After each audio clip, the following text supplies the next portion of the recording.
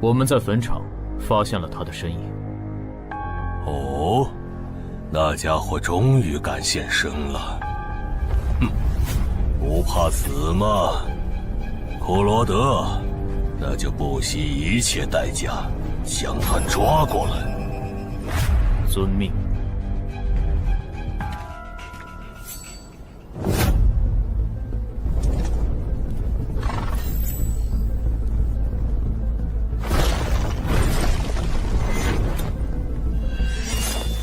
是不是打败你才会放过我？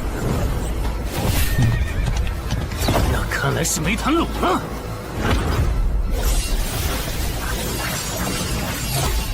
剩下躲不掉，也来不及格挡。这就是你的实力。还没分胜负呢。敬酒不吃吃罚酒，那就把你变成亡灵带回去。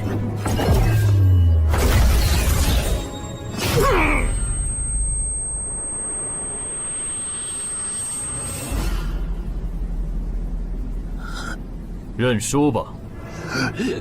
做梦。蓝不灵。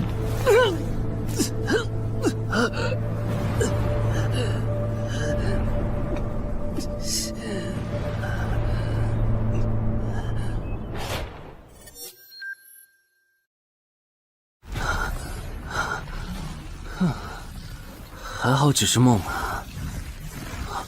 等等，啊！不是，这地下室入口，竟然真的烧到我家里来了！2030年，世界各地相继出现地下城入口。在经历了一系列探索、争夺、开发和地下城失控所引发的骚乱后，各国政府确认了5件事：一、入口无法被破坏，但攻略地下城可以使其关闭。2. 如果未能在规定期限内攻陷地下城，那么该地下城入口将翻转，地下城内的怪物将永入这边的世界。3. 误入地下城并存活的人类将成为冒险者，自此踏上超凡之路。4. 地下城内的怪物等级越高，攻略该地下城的收益越高。5. 最高等级的地下城 BOSS 连核弹亦无法完全消灭。过去10年，地下城入口逐渐被公众所接受，有关地下城和冒险者的情报也被允许逐步公开给公众。冒险者周刊报道显示，冒险者人员十分稀缺，但却人均千万富豪。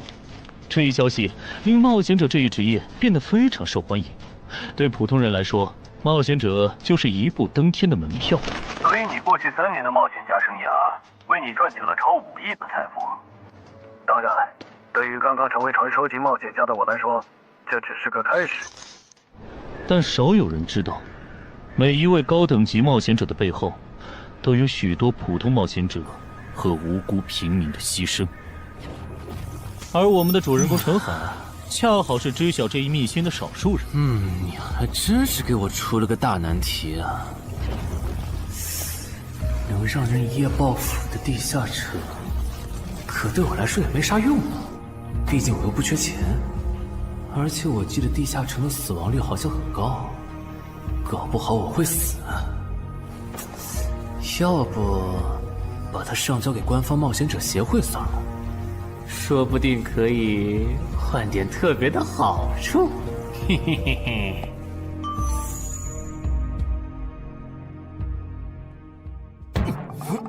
谋杀倒慢。但放这也不是事啊！时间一到，入口翻转，怪物全跑出来，大家都得遭殃。这样，我先瞅瞅这地下城啥类型，要是死亡率高，我就搬到别的城市，走之前报警让警察来管；要是死亡率低，我就自己搞定。真搞不定的话，再搬家，然后报警。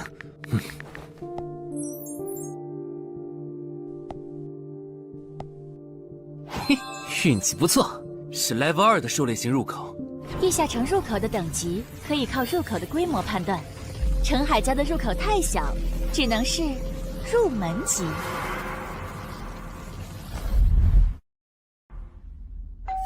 你好，有您的快递。来了，是你的快递，在这签字。好的。说起来，小哥，你该不会是发现了野生的地下城入口吧？不然，为什么要网购锁子甲？完了，不会暴露了吧？我玩全甲格斗的，之前的防具换，打算换新的。怎么了？有问题吗？没问题，我就是随便问问。感觉这人很奇怪啊，难道是我虽然想多了？早就知道一般市民对成为冒险者这件事有多着迷，但是被人这么生硬的试探，还真是有够惊悚的。还好我伪装的不错。不过这个箱子会不会有窃听器啊？还好没发现窃听器。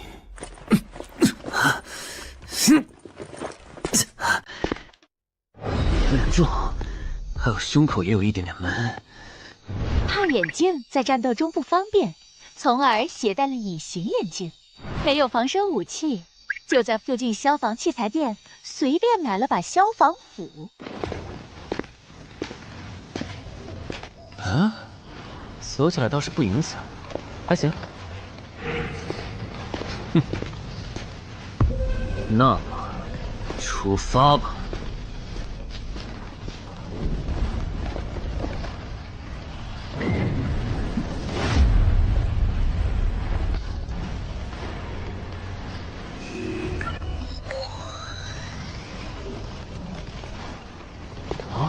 不是地区地形吗？那看来我的首战对手大概率是豺狼人了。讨厌，这套锁子甲没白买。说起来，根据官方提供的情报，新人进入地下城后会激活冒险者面板，脱离条件也会出来。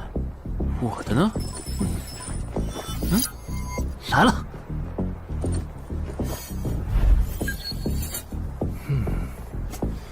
我记得普通人基础属性是10点，8点算弱，14点就很牛了。我不咋锻炼，力量和敏捷才9点，很正常。但智力有16点，真没想到啊！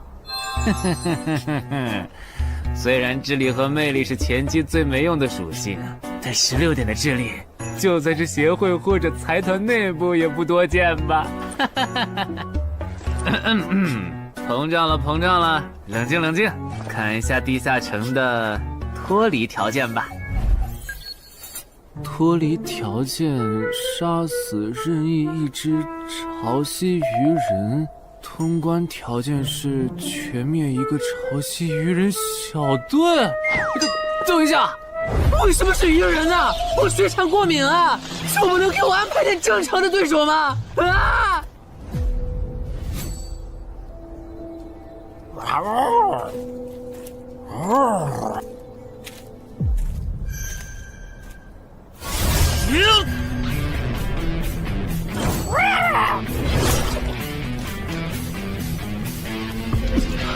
不是吧？这都被躲过去了。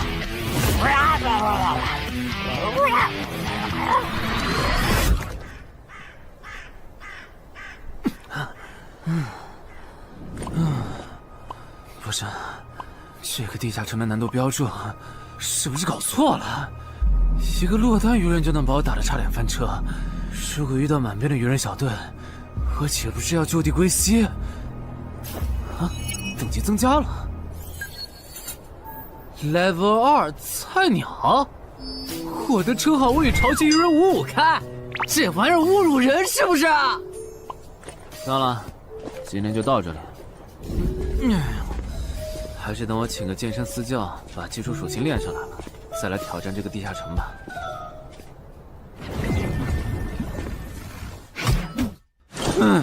累死我了，半年的运动量都干出来了。又咋了？哦，任务结算呢？我记得地下城的任务结算好像也能爆出奇物的。嘿嘿嘿，我的要求也不是很高，给我瓶加属性的秘药就行。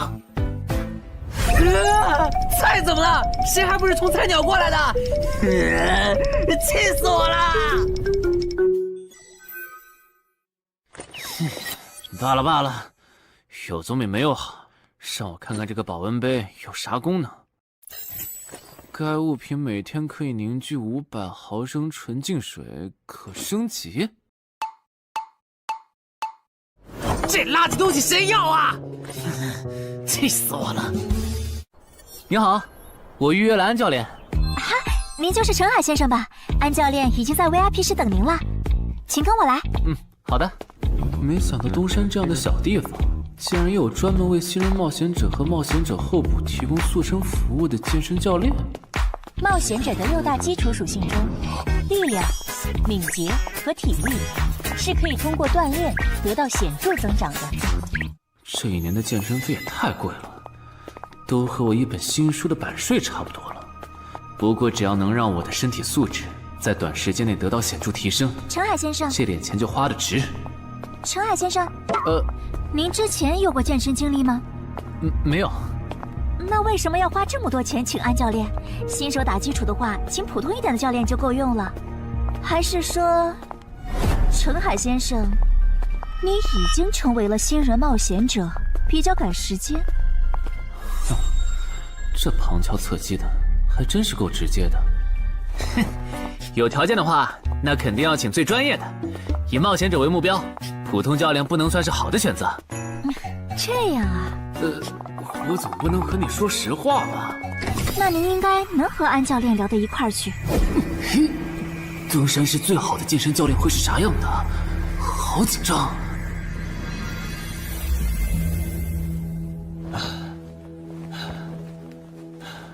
啊！和我预想的完全不一样，我还以为会是个肌肉兄弟，结果到头来，这不是个小白脸吗？我的课程这么贵，竟然也能预约得出去？开玩笑的吧？就是你想成为冒险者，跟我来吧。3、4。我撑不住了，教练。 5，真的撑不住了。好，就到这里吧。30公斤举了5次，换算一下，你目前的单次最大重量应该在35公斤。作为健身小白，结合你目前的体重，你这个卧推成绩算是偏弱的。什么情况？虽然我知道我的身体能力低于平均线，但是这也太弱了吧？正常老哥们不都是人均50公斤起步的吗？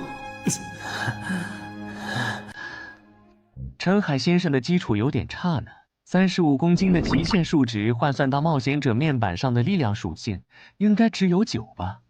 普通人的力量、体能和敏捷数值是相对平均的，不会偏差太多。他现在这个状况，要在1个月的时间里变成冒险者，几乎不可能。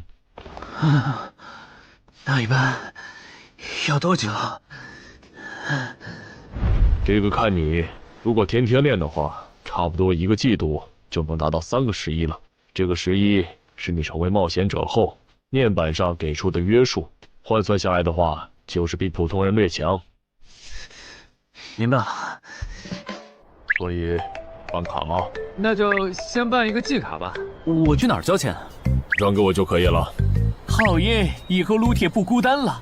认识一下，我叫徐茂，是健身馆的签约冒险者，以后多多关照。我叫陈海，畅销书作家，您也多关照。说起来，一般只有家境很好或者跟协会签了长期合约的冒险者，才会找安教练这样的专业教练。因为我不缺钱呀，我写畅销书赚的钱，在东山又花不完。既然以冒险者为目标，那肯定就要找最好的教练，打最牢固的基础。原来如此，我还以为你发现了野生的地下城入口，并且已经成为冒险者了呢。作为前辈，我得教你一些冒险者之间才流通的基础常识，免得你以后被人坑了。冒险者首次下地下城时，表现好能得个称号，带不带都行。要是带了会有加成，但也会被其他冒险者盯着。有些专找低等级地下城入口的猎人，就爱顶着称号，在可疑的人边上晃悠。要是被怀疑的人被称号吸引，表现不自然，那猎人就知道这人是冒险者了。接着只要跟着他，就能找到野生地下城入口。啊，这样吗？真是学到了。没啥反应，看来他真不是冒险者，就是个有点钱想当冒险者的弱鸡作家，那就没价值了。幸亏我先和超级人五五开这个称号太丢人了，没装上，不然今天肯定暴露了。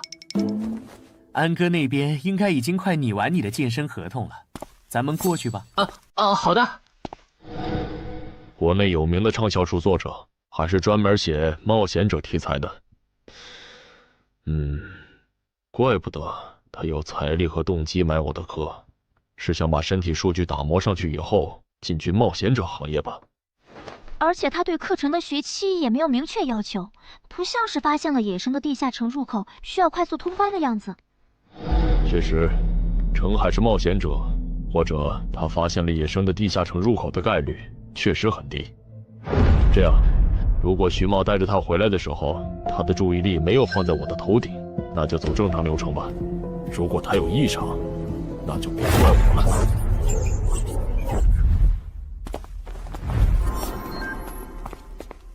合同拟好了，你看完如果觉得没问题就签吧。好的。喂，不是吧？连健身馆的3A 级教练也……这边。那小子刚才看我的时候表情正常，视线也没停留在我头顶的称号上，看上去不像是刚发现地下城入口的小白。徐茂，你没做多余的事吧？怎么会呢？我可是健身馆的签约冒险者。那就没有持续关注的必要了。签好了。这份是您的，请收好。等下安教练会带您做体能测试。好。停吧。和我判断的差不多，你的体能也偏弱，敏捷测试就不做了。接下来的1周，我们主要做力量和体能塑造。你一般什么时候有时间？什么时候都有时间。行，那明天上午10点来健身馆找我，早饭别吃太油的。没想到国内规模最大的健身机构竟然会干这种勾当，依靠对新人冒险者和冒险者后部的身体塑造业务来钓鱼。如果我今天的演技再差一点，就要被他们瞧出问题，吃干抹净了。怪不得东山这种小地方会有3A 级教练常驻，恐怕全国各地……等等，这样看，所有和冒险者沾边的服务应该都有坑，包括我买的锁子甲。还好我当时觉得在同一家店购买防具和兵器的行为有点不打自招，不然网购锁子甲的时候就暴露了。看来我还是低估了冒险者这个职业的潜在风险。得调整一下计划了。原本想着等锻炼的差不多了以后再来挑战这个地下城，但没想到现实世界如此残酷，针对低等级冒险者的坑到处都是。虽然今天运气好避开了一个坑，但我总不会每天都有这么好的运气吧？只能冒险来地下城提升冒险者等级了。这次的脱离条件是鱼人眼珠吗？对了，不知道昨天那只的眼珠可不可以？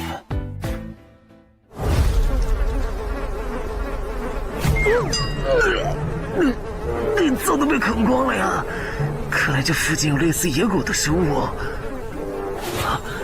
不过好在眼珠还在。好耶！今天可以不用战斗了，等下只要记录一下这地下城的地形。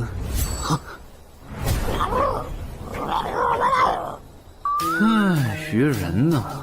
我还以为是什么呢，吓我一跳。只是一只落单鱼人的话，我根本……意识很好，2只我肯定打不过呀！快润！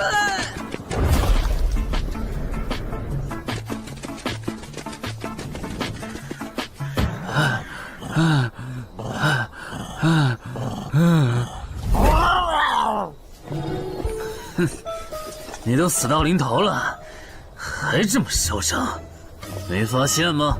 你和你的同伴跑散了。哼哼，现在换我来进攻了。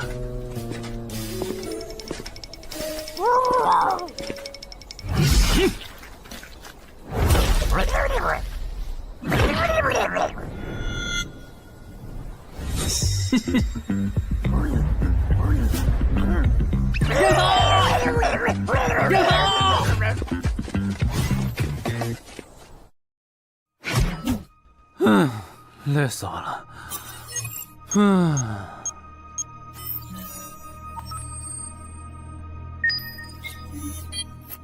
是吧？这次的评分明明更高，为什么反而没奖励啊？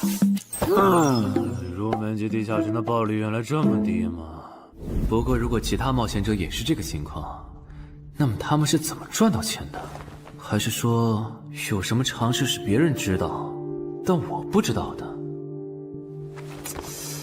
明天找机会去问徐茂和教练。哎，徐茂和安教练还没有来吗？徐茂去隔壁室了，大概要过几天才会回来。安教练今天临时有事，得中午才能来。好吧，那我先去 VIP 室做体能训练。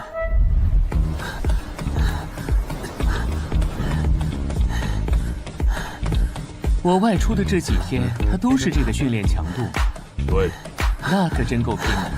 这样看，用不了多久，他就能把力量和敏捷提升到11了。对，如果他能一直保持1个季度下来，力量、敏捷和体质恐怕都能到12。说起来，教练你就没考虑过把他吸收进健身馆吗？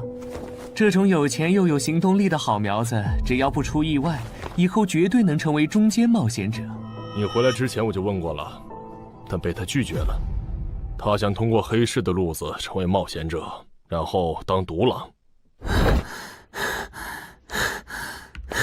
陈海，你这也太拼了，练这么猛很容易受伤的。还是说你打算今年就成为冒险者？能尽早成为冒险者，肯定要尽早。拖久了，以我的财力恐怕就上不了车了。毕竟时间越往后，冒险者名额的价格也就越贵。倒也是啊。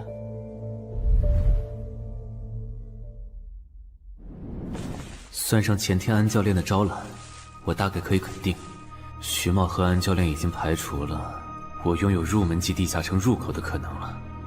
接下来可以找一个合适的时机。发什么呆呢？在想事情？没，可能是太累了，有点走神。你这样肯定不行，频繁的超负荷运动只会累积伤病风险，真受伤了反而会拖慢你的塑身进度。我也意识到了，后面应该会减少训练量。对了，截止到现在，你的前期投入都赚回来了吗？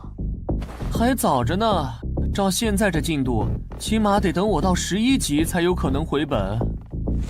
为什么是11级以后？因为1到5级的冒险者挺好混的，有老手带着，完成任务就能撤退，死亡率极低。没想法的就可以这么混等级，而6到10级后，任务变难了，怪物的情报就值钱了。上阶段的混子在这阶段就去收集情报，死亡率虽然变高了，但还能接着混。只有到了11级，地下城的难度提升到混都没法混的时候，才是我这种冒险者开始盈利的时候。这个阶段的冒险者对实力的提升最为迫切，装备、奇物、技能书，一切能提高生存率的东西都能卖出很高的价格。不是，我不明白，11级后的地下城那么危险，为啥6到10级的冒险者不提前准备？不提升有很多原因，一是官方不管民间冒险者攻略地下城的事，好多冒险者到11级就想退回去过正常日子了；二是地下城的东西只能让一小部分冒险者在精英地下城混下去。11到15级赚得多，但风险也大，而6到10级，有人光靠收集情报和做后勤就能回本了，所以他们也就没必要冒着生命风险去11到15级这个阶段打拼了。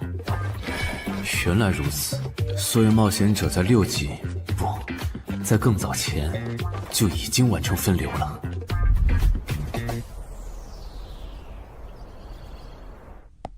哼，真是学到了，怪不得我在论坛上很少找到有用的情报和攻略，原来有很多人靠卖靠谱攻略和情报赚钱。不过更让我惊讶的还是这件事。同一个地下城，冒险者就算反复刷脱离任务，也只能得到1次结算奖励。这样看，这个地下城入口能为我带来的价值，就只有通关奖励，以及将误入其中的普通人转化为冒险者这2点了。考虑到我本身并不缺钱，我还是尽量单刷这个地下城，然后再考虑要不要继续当冒险者吧。先用徐猫教我的方法，前期以收集情报为主，有10足把握了，再考虑通关的事。脱离条件找到湖？啊，这次的脱离任务竟然不需要战斗，还好买了一架无人机做辅助，不然纯靠人力搜索找湖肯定是个大工程。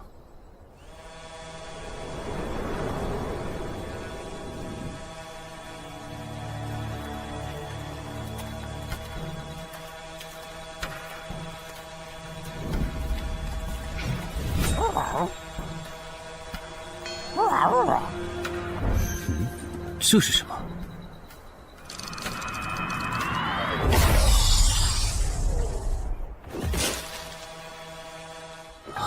刚才那个应该是鱼人吧？虽然外形和气场和我之前遇到的鱼人有很大差别，但他应该也是鱼人，只不过等级应该更高。算了，先不管他。等我完成了脱离任务，再回来找那只橘红色鱼人。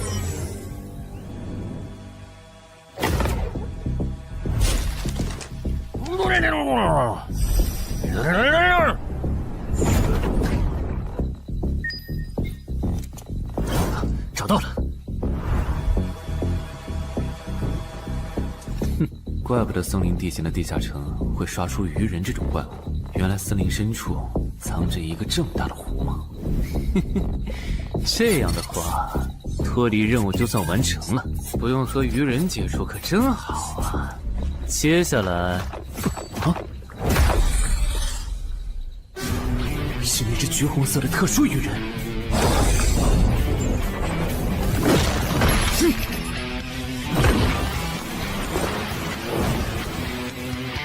幸亏我刚刚反应快，不然可就重伤了。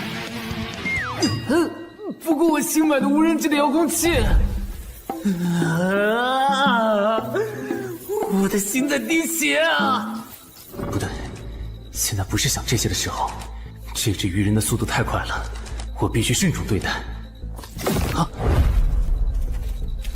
！1只、2只、3只、4……哼！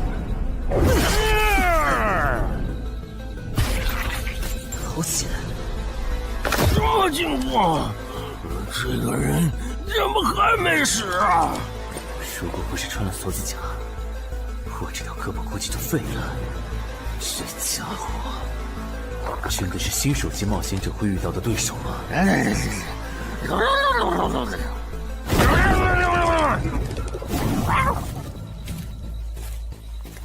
如果只是和这只橘红色鱼人单挑也就算了，关键我还得抽出一部分精力来处理身后这几只杂兵。不管怎么看，这个地下城的难度绝对超纲了呀！要不逃吧？脱离通关任务重置了。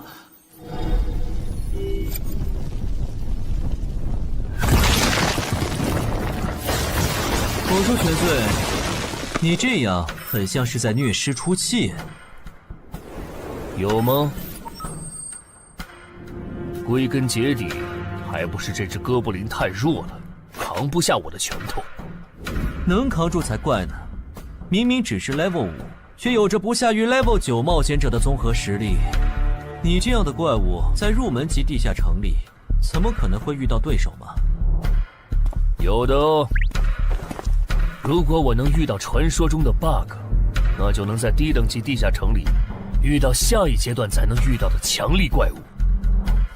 只要能从他们手底下活下来，我就能拿到补偿奖励奇物升级券。到时候我成为传说级冒险者，就更有戏了。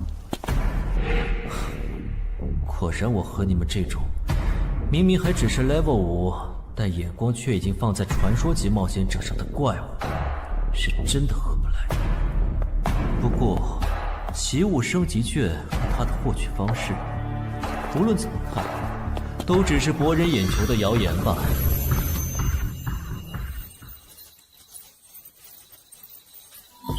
在高战力异常鱼人个体的追杀下活过3分钟，任务完成后将得到额外补偿，奇物升级券。不是吧？我都准备逃命了，你给我整这个，要玩死我吗？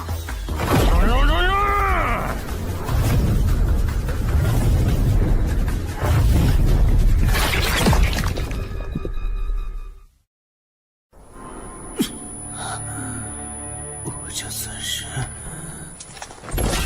飞上绝路了吧？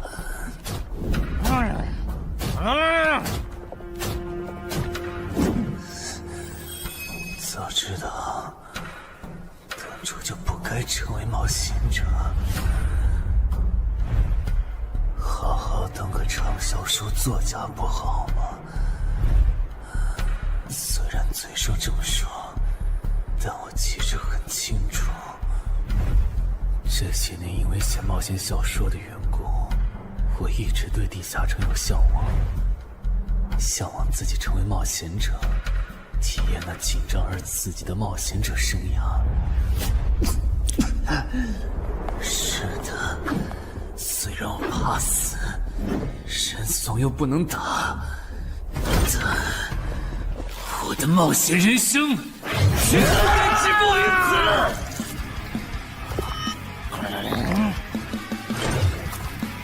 想想，我现在还有什么牌？我现在还能打出什么牌？使用称号，我与潮汐鱼人五五开！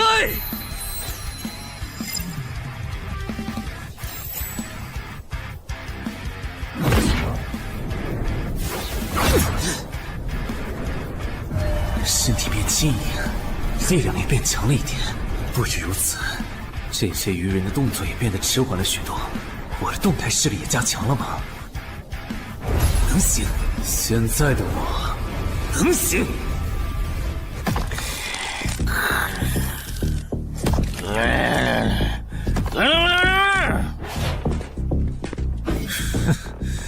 没想到高级鱼人说的话，我竟然能听懂。就剩你了，头目。我是干掉了这只下级士兵，别再得意忘形了啦！我知道的，即使身体能力获得了大幅度提升，穿上这一层锁子甲的我，依然不具备能和这只橘红色鱼人拼速度的可能。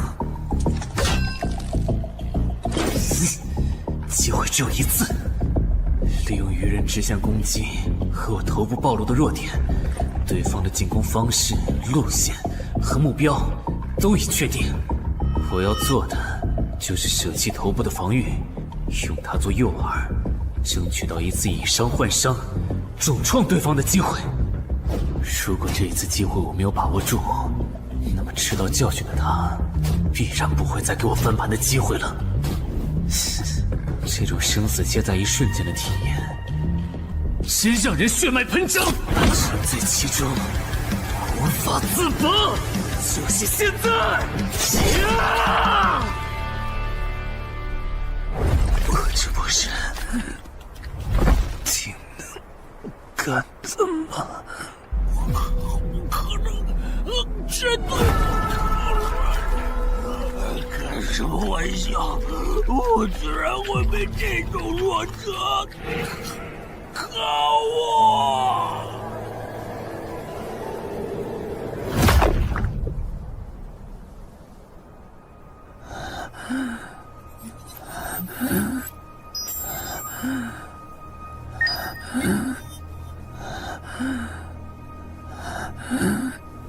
这下总不能还判定我是菜鸟了吧？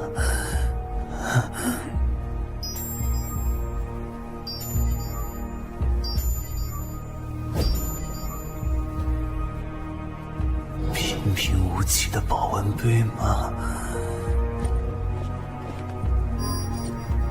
对，平平无奇保温杯。使用起物升级券。啊！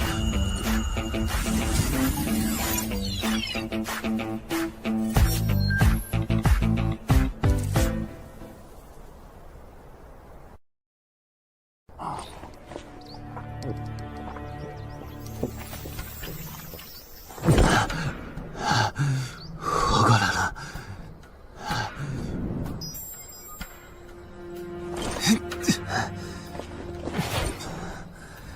已经愈合了。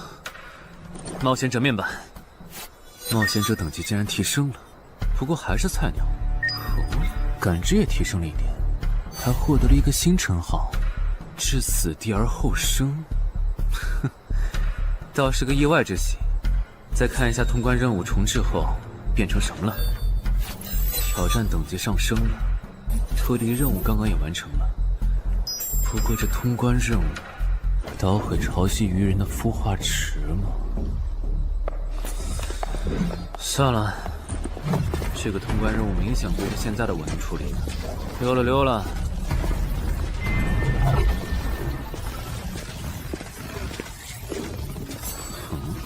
是错觉吗？怎么感觉这个地下城入口变大了？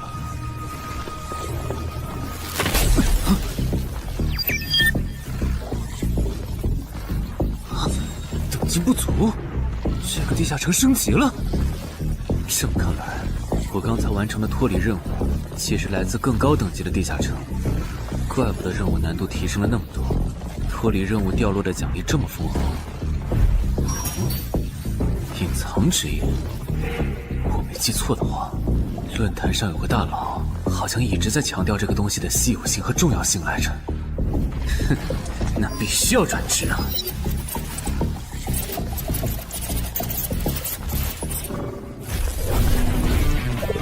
啊，什么情况？感知竟然提升了，死亡行者也算是新职业了。越接近死亡的话，属性点提升就越大，可以1至4点。啊，刚刚是啥玩意儿？我家？这就是感知16以后的世界吗？即使闭上双眼，我的大脑依旧能够准确勾勒出客厅每一角。真不敢想象，20点感知的人类眼中的世界又会是什么样子。说起来，我与潮汐鱼人555开这个称号的效果，刚刚在地下城已经体验过了。这个至死地而后生的称号，效果又会是什么呢？被逼入绝境以后，就能得到力量、敏捷、感知，每个加4点的加成。这个称号的触发条件和死亡行者的触发条件差不多哎。等等，也就是说，死亡行者搭配至死地而后生，极端条件下可以给我带来8力量、8敏捷、9感知的提升。哈哈哈哈！这也太超模了吧！胆子再大一点，以后遇到打不过的敌人，我完全可以靠自残触发效果让属性提升。等干掉敌人以后，再用稀奇古怪的回血药水把状态拉回来。而且回血药水的用处也不止于此，有了它，我再也不用担心健身过度肌肉拉伤了。反正每天都能回1次血，完全可以想怎么练就怎么练。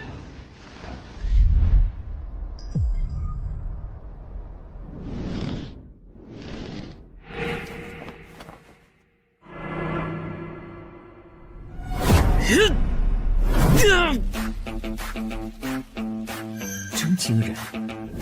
谁能想到，不久前还只是个健身小白的他，只用了不到2个月，就达到了正常人要用1年才能取得的成果。就他那训练量，换别人来早就去 ICU 报道了。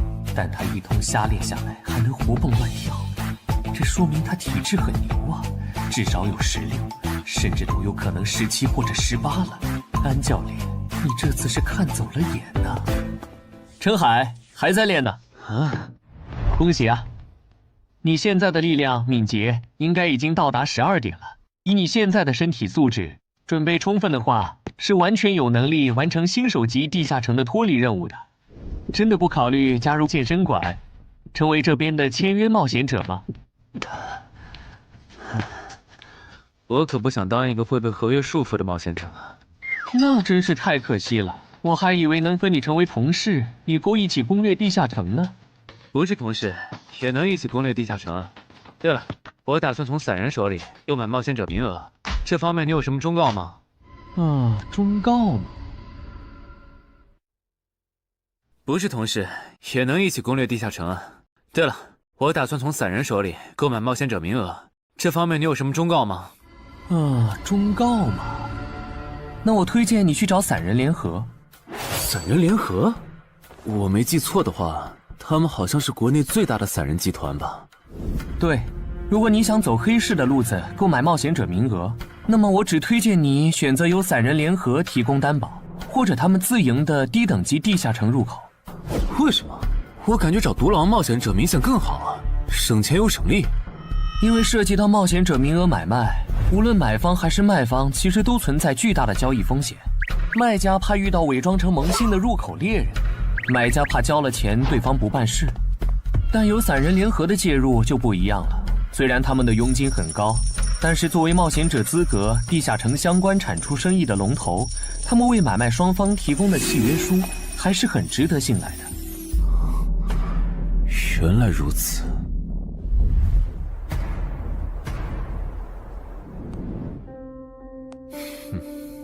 查了一下，整个漳州只有云霄市的这个老廖稍微靠谱点，找了散人联合做担保。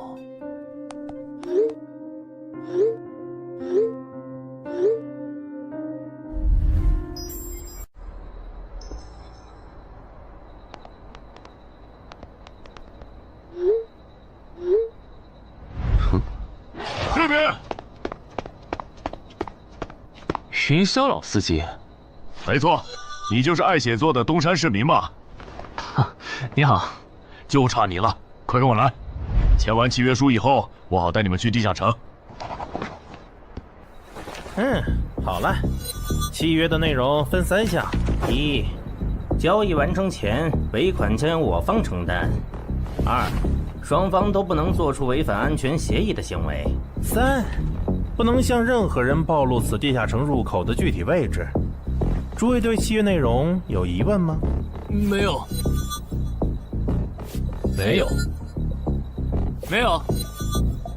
那么，契约成立。手臂在发光哎！哟，好神奇啊！好了，我的工作完成了，希望以后还有机会为诸位服务。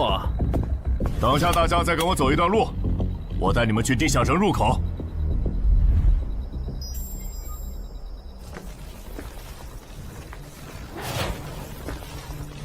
这个地下城入口的位置确实隐蔽，难怪没有被官方和云霄市的资本发现。好了，大家排好队，按顺序进入。我先走一步，给大家带路。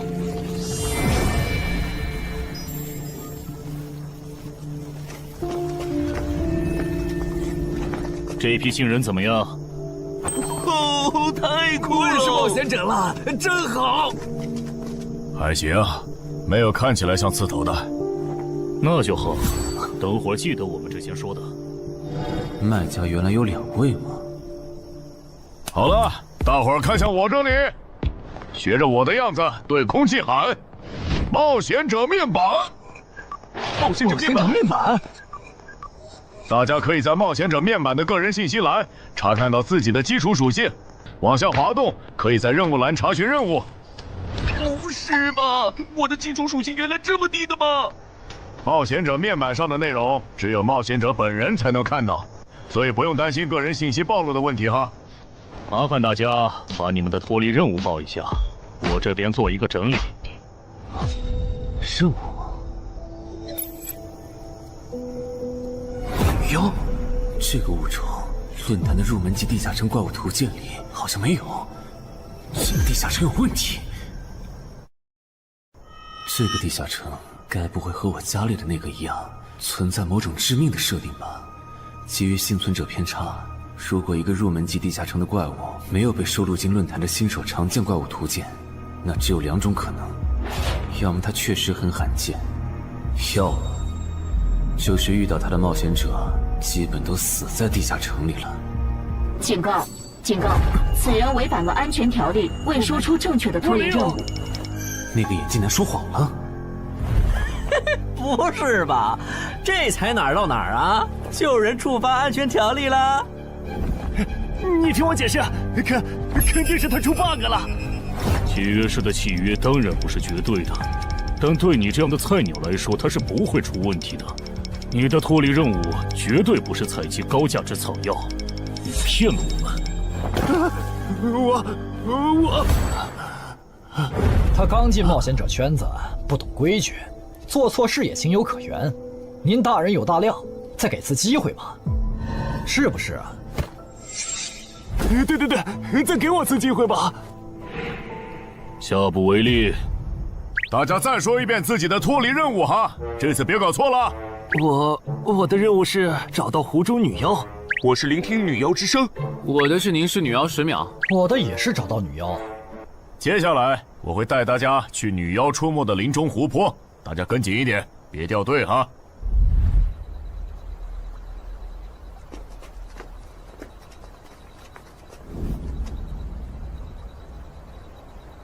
冒险者面板。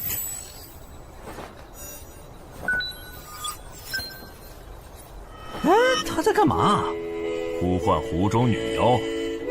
他怎么知道这样做可以召唤湖中女妖的？这就涉及到商业机密了。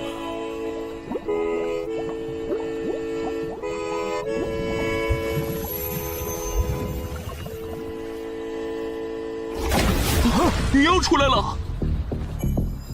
我的脱离任务完成了，我的也完成了。8、9、10。大家把耳塞戴一下，女妖马上就要唱歌了。不戴的话会怎么样？女妖的歌声会破坏你的大脑。刚成为冒险者的 Level 1萌新，一整首听下来，大概会当场暴毙吧。什么？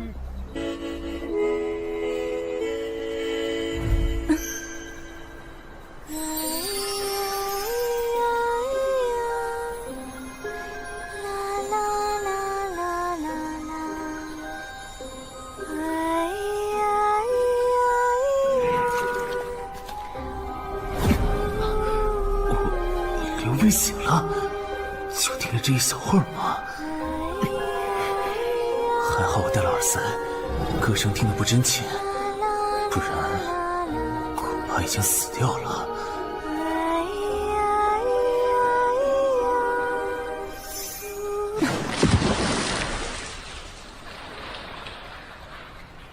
大家的脱离任务都完成了吗？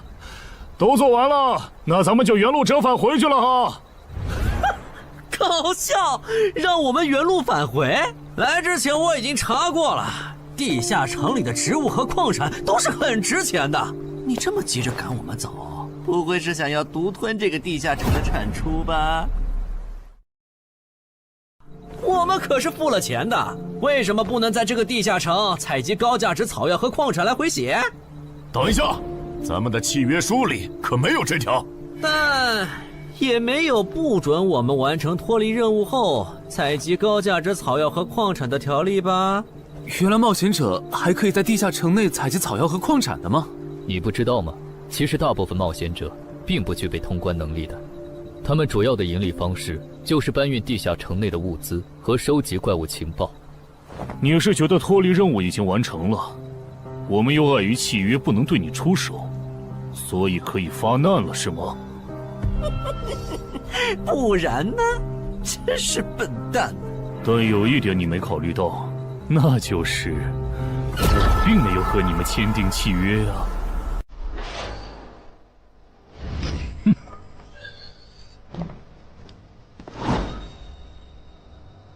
你们2个什么意思？没什么，单纯看不惯而已。我觉得这位朋友的理由其实挺合理的，只是一些药草和矿产，没必要那么计较吧。但是基于契约文书第1条的话，如果有人死亡，我们就拿不到尾款。你可以保护我们，作为回报，我们可以将采集到的一部分物资分给你。不好意思，我们并不想冒这个风险。真的只是因为不想冒这个风险吗？难道不是因为这个地下城藏着别的秘密，你们怕我们发现它吗？我明白了，你不是新人冒险者，你是奔着通关任务来的。老六，你应该能感受到吧？咱们之间谁更强？可恶！地下城让给他们，我们走。啥？你等等我呀！他们为什么就这样走了？这不很明显吗？这2位帮我们说话的朋友，其实是比那2个人更强的冒险者呀。过奖，其实强的不是我，是我的这位朋友。等等，不太对。3人联合的契约师不会蠢到让假装萌新的冒险者轻松找到契约书漏洞，这不符合逻辑。大家可以自行选择，接下来是单独行动，还是跟我们一起行动？单独行动的话，你们的收益可以独享；如果跟随我们一起行动的话，通关奖励我们要1半。1半？这么多？这叫多？你没仔细听吗？是通关奖励的1半。这2位资深冒险者的目标是通关。新人冒险者的通关率一般只有10%，甚至更少。就算分出去1半，我们也领先了90%的新人冒险者。大叔，你别得了便宜还叫委屈啊！所以这其实是好事。对新人来说，第1次通关时间是重要分水岭。新人冒险者越早拿到通关奖励，未来的冒险者之路就会越顺畅。那就是说，就算我只拿到1半的通关奖励，也会比绝大多数同等级的冒险者要强吗？如果你没有浪费这些开局资源的话，确实是你要强一点儿。请让我也加入你们，也包括我。我也要。那帮没良心的，签契约书前都说好了，只涉及脱离任务，其他不包的。任务一完成，他们就变脸了。差不多得了，都走了这么远，他们不可能再跟着了。你不用演了。哦。嘿嘿，不过你这次演技提高了不少嘛。刚才我一度以为你打不过那个顶着战斗专家称号的冒险者来着。我确实打不过他。啊？不过他也很忌惮我就是了，要不然不会用劝退的方式赶我走。原来如此。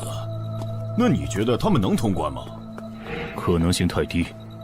个人判断，这批冒险者里，最多只有1到2个幸运儿能活着走出这个地下城。什么嘛，这不就和之前的几次一样了吗？真没意思。哇，酷哎！既然大家已经决定联手通关，那我也不藏着掖着了。我能够为认同我、信赖我的队友带来一点基础属性的随机增幅。他说的是真的，我的力量加了1点，我加的是感知，我的也增加了，体力涨了1点。原来团队领袖这个称号是用来提升自己的队友啊，还怪好用的。我这边还有一个问题，我们现在只知道口琴声能召唤女妖，并不知道其他的召唤方法。女妖要是一直躲在湖里，大家的通关任务就没法完成。这不是问题，我的称号可以让我强制激怒指定目标，被激怒者将减少2点智力，变得冲动易怒。他也是冒险者吗？至于建立强制对话的方法，只要引起对方的注意就可以了。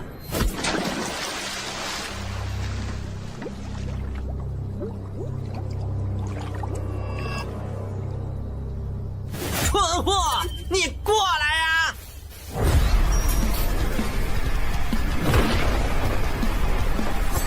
成功了，他被我激怒了。剩下的交给我吧。大家散开，让战斗专家来先是女妖，其他人换上比赛，在外围找机会。死！穿过去！开什么玩笑？竟然是灵体！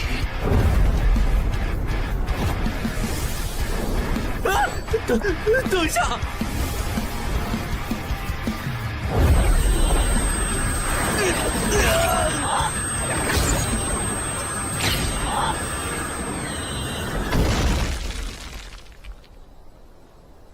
还好有2-3，只是鼻子出血。不是吧？这个女妖原来是个妖魂！娘，有把握吗？有，但是会比较费时间。上一个地下城刷出来的僧侣之拳应该会有效，但熟练度还没上去，打起来会很慢。慢就慢了，这只女妖应该没有其他攻击手段，对我们的威胁很小。我有预感，这个地下城的通关奖励会非常丰厚。哼，愚蠢的选择。等等，你先别走。不是吧？10万个人里都不一定能出一个的感知16点的人，竟然让我……你为什么觉得他们的选择是有问题的？使用称号，他们当我不存在，真晦气。喂，你搁这对空气自言自语什么呢？不是，我刚才……不是没人吗？幻觉吗？有东西过来了，什么东西？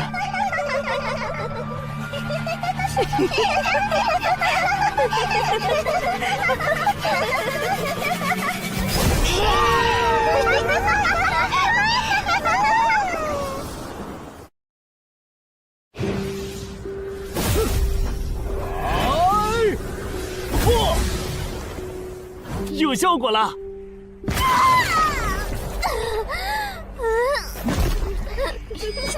什么声音？我们搞错了，这个地下城不止一个女妖，那2个卖家没安好心。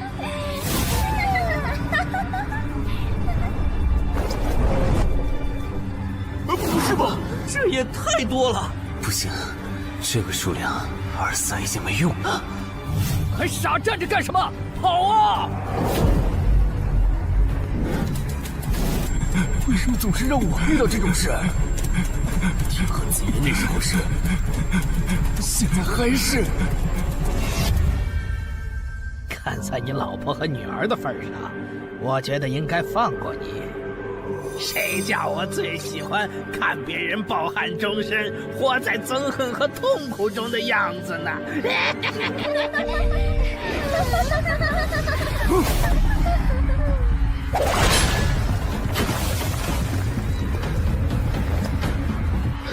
你们以为我是谁？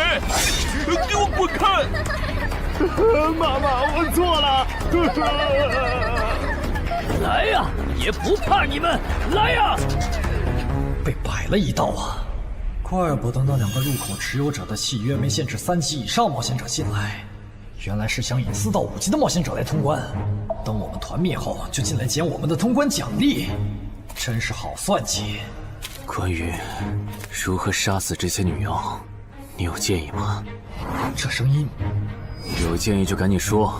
女妖不光靠声音攻击，还有别的攻击手段。我费了听觉才勉强躲过第1轮奸笑。你是爱喜做的东山市民？对，真是看走眼了。没想到你一介新人竟然比我们这些老手反应还快。但是你不是听觉被废了吗？怎么还能听到我说话？好，我感知16，可以读唇。原来如此，这个地下城我认为是无解的。那些女妖能免疫一切物理攻击，老实说，这根本就不是正常4到5级的冒险者小队能处理的。哦，所以你也没有办法。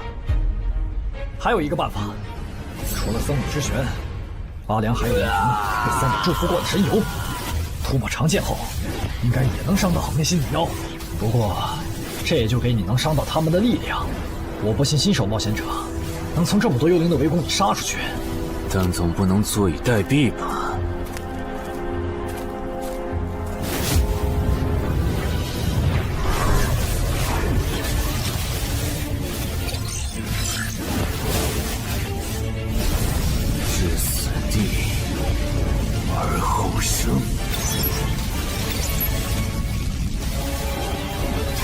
能听到吗？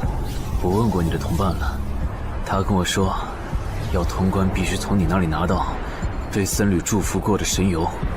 通关吗？能帮我拿一下吗？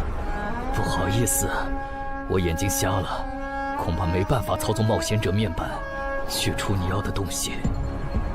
这样吗？不过，我还有一个办法可以让你得到它。什么办法？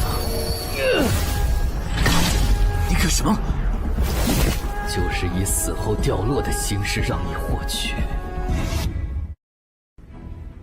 其实我也不是非要那碗油杀人夺宝不可。20点的敏捷足够我甩开女妖逃出地下城了。我就是想试试能不能通关。虽然无论怎样，你都不可能活下来。喂，真的很吵啊！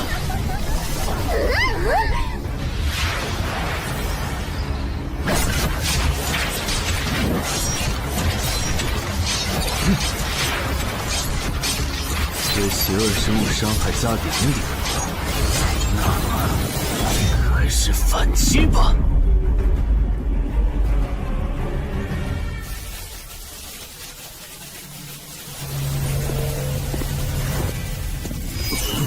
好像有人从里面走出来了。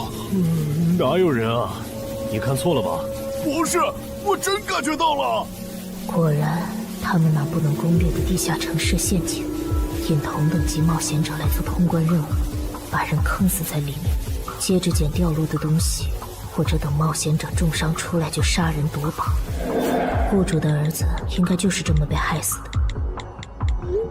石斧秃鹫是指利用高难度地下城坑杀同等级冒险者，然后拾取对方掉落的堕落冒险者。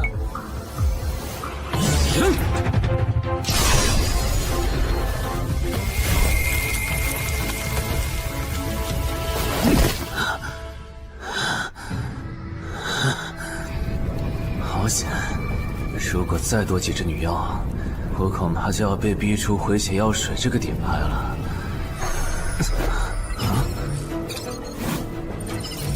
您的绝妙操作取悦了路过的死亡主宰，得到其恩赐，亡灵亦不能杀死我。该恩赐可以使您豁免一次来自亡灵生物的死亡判定，免疫一次来自亡灵生物的死亡判定。好霸道的额外奖励！额外奖励都这么丰厚了，合并结算的奖励还高于单独结算，那么肯定要合并啊！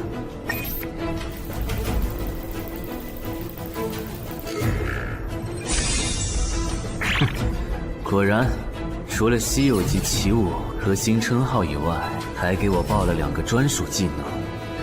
这个地下城的奖励太丰厚了，难怪它的难度如此超标。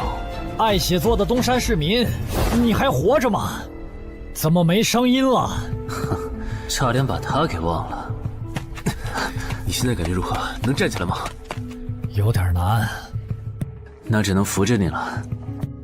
其他人是不是都死了？胖子、四眼、大叔，还有你的2位同伴，都死了。你应该不是第一次进入地下城吧？哼，我还以为你不会主动说破呢。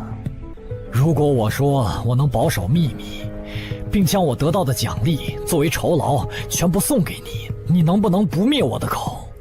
但你死了，同样可以保守秘密。那你就得不到我的通关结算了。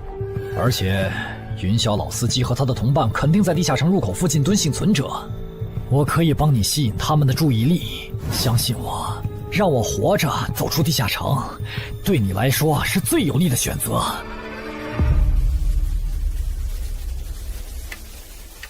看到了吗？这才是真有人出来了。哎呀，刚才那次算我看错行了吧？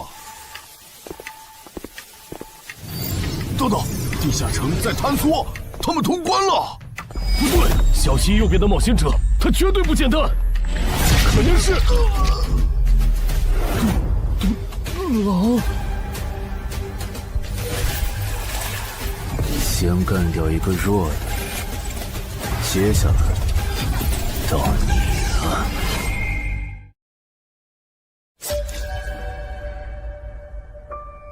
铜山市民，你好大的胆子！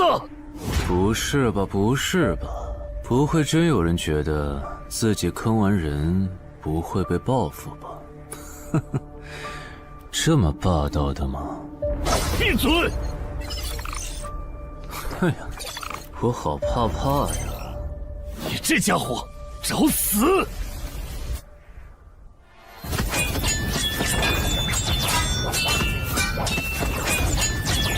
这俩人相互厮杀的程度，有些7级甚至8级的冒险者都没这么夸张的速度。不可能！带上这个称号以后，我的速度竟然还是没你快，真是离谱他妈给离谱开门，离谱到家了！你的敏捷难不成有17，甚至18？可，你猜？冒险者面板，哼，不比速度了。不比了。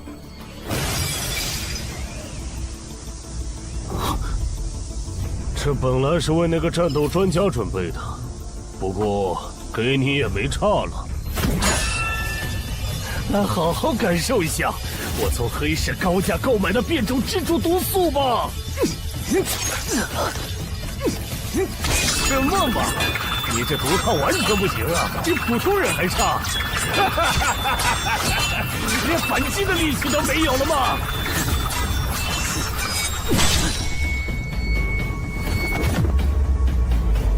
太慢了，太慢了！你这样是伤不到我的。哼，蜘蛛毒，这就是你为我们准备的手段？怎么样？喜欢吗？作为7级地下城蜘蛛地穴的特殊产出，可以极大的削弱低等级冒险者的力量、速度和体力。迄今为止，因为他而败在我手上的5级冒险者已经有4个了，而你将会是第5个。然后呢？你应该不只准备了这点手段吧？全都亮出来吧！哼，不会吧？难道这就是你的全部了？当然不止这些。佩戴了毒素携带者称号的我，呼出去的气体、身上的汗液和血管里的血都是带毒的。和我僵持的越久，你中的毒就越深。这战术太吓人了，在6级以下几乎是无解的。我明白了，是我高看你了。我还以为你藏着什么大招呢。关闭技能，与死亡共舞。不可能！怎么还有这么快的速度？你猜？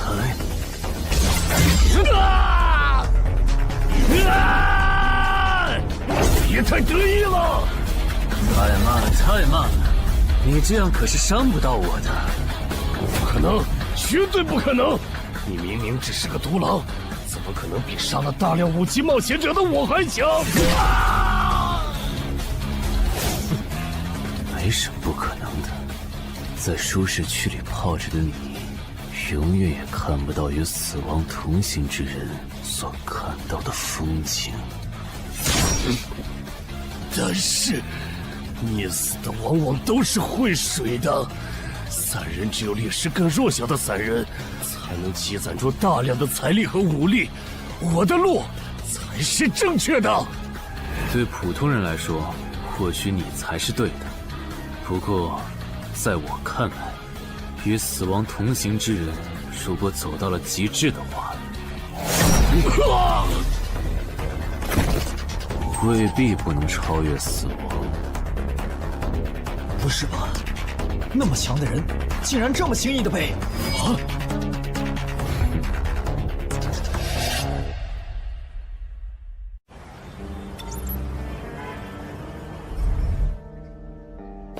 你这运气也太差了吧！啊，徐茂，你怎么来了？来看你啊！第一次进地下城就遇到了能免疫物理攻击的怪物，好不容易通了关，还被师傅秃鹫堵门。不过也多亏了这次经历，让我得到了置死地而后生这个称号。也是，还算幸运。那些传说级冒险者，哪个没在5级以前越级挑战过对手呢？对了，个人建议不要让别人知道你的主要称号，情报泄露是很致命的。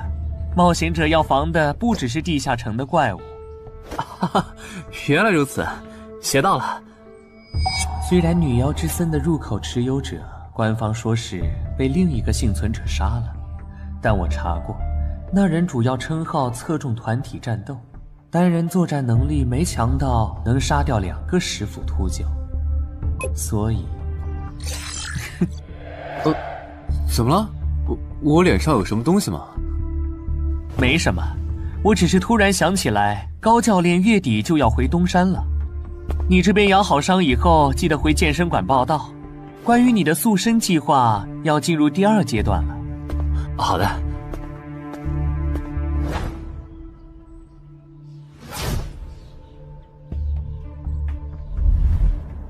你不打算做攻略型冒险者了？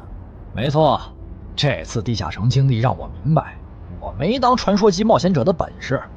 与其在这阶段的地下城拼命，还不如到6到10级的地下城多弄点钱，然后就隐退。哎，不过你和我不一样，你有成为传说级冒险者的潜力，但前提是你得改掉独狼的习惯。为什么这么说？独狼玩法在10级前的地下城能提高任务结算评分，多拿奇物、称号和技能，但11级到15级的地下城难度大增，光靠个人根本过不去。如果你想成为传说级冒险者，10级前就得组建自己的攻略团队，不然在11级到15级时，要么会掉队，要么就会被官方财团收编，就没机会再往上提升了。团队嘛。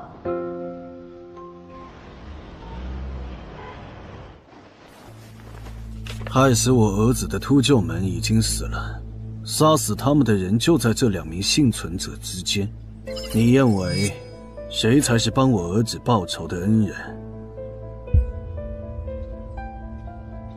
他。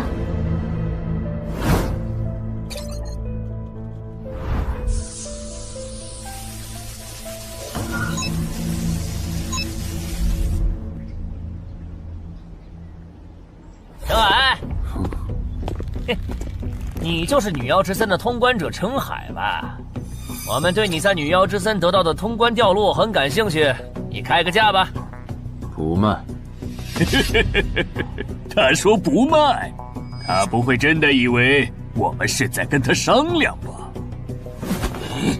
那我换种说法，把你在女妖之森得到的东西交出来，立刻马上，不然有你好看。你们在干什么？不许骚扰我们医院的病人，走开！传人的家伙来了，哥，我们走。切，真晦气。下次他们再来骚扰你，你就来找我。我哥哥是10级冒险者，他们不敢惹我。谢谢。不，该说谢谢的人是我。我的好朋友死在了女妖之森，你和王先生攻略了这个地下城，还铲除了用它钓鱼害人的秃鹫。原来还有这么一层关系啊！我和我死去朋友的家人都能感激你。总之，这是地下城暴走后的随机拉人现象。怎么还会拉我呢？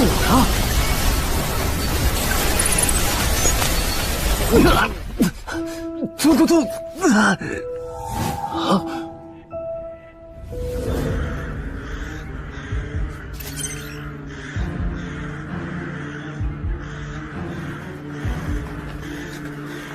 大家不要惊慌，我们只是被拉入了翻转后的入门级地下城。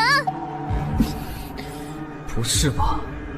我就来医院看个牙的功夫，怎么就被拉入地下城了？现在请大家跟我一起打开冒险者面板，确认你们的脱离任务。展开面板。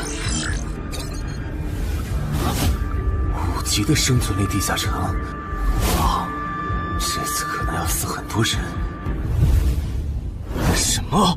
云霄市医院发生入门级地下城翻转现象，有20人因此凭空消失，周德也在这20个人里。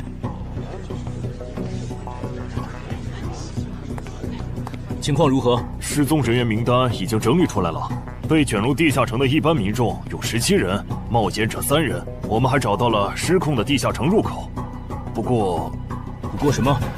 你的脱离任务和通关任务是什么？消灭10具骷髅士兵，存活1小时。你的呢？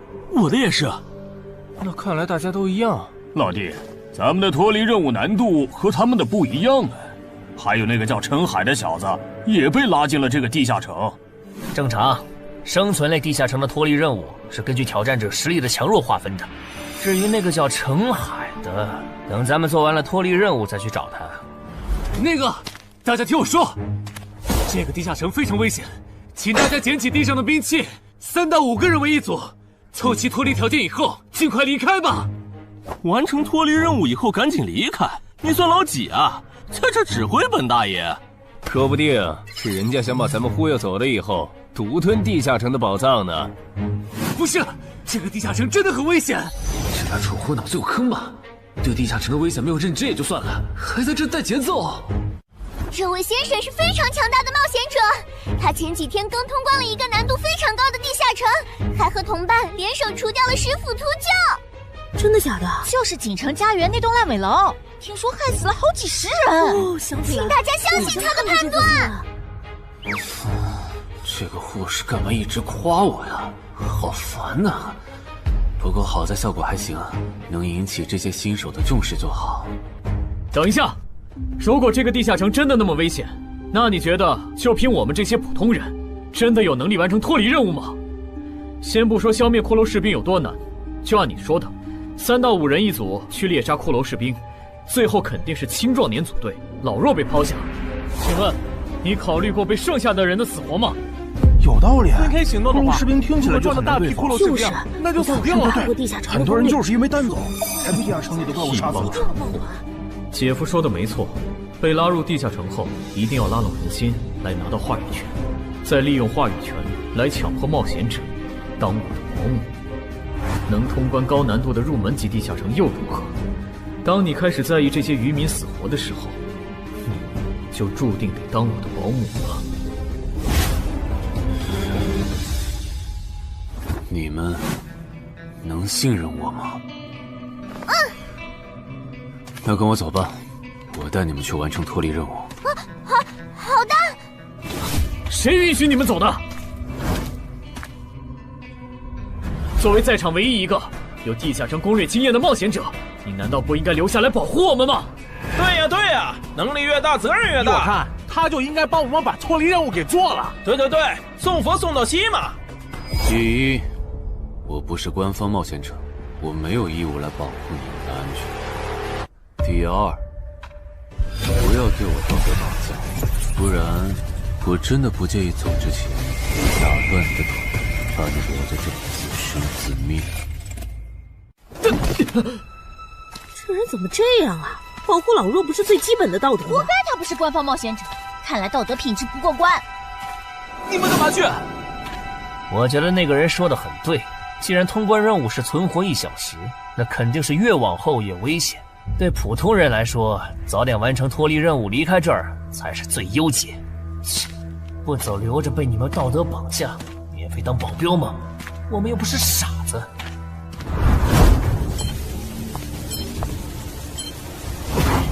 怎么是他？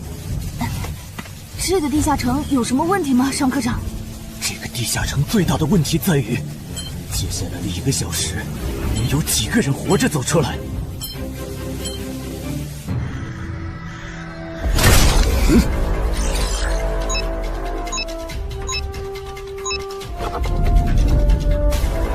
你们就学我刚才做的，用剑去砍那些骷髅士兵的颈椎。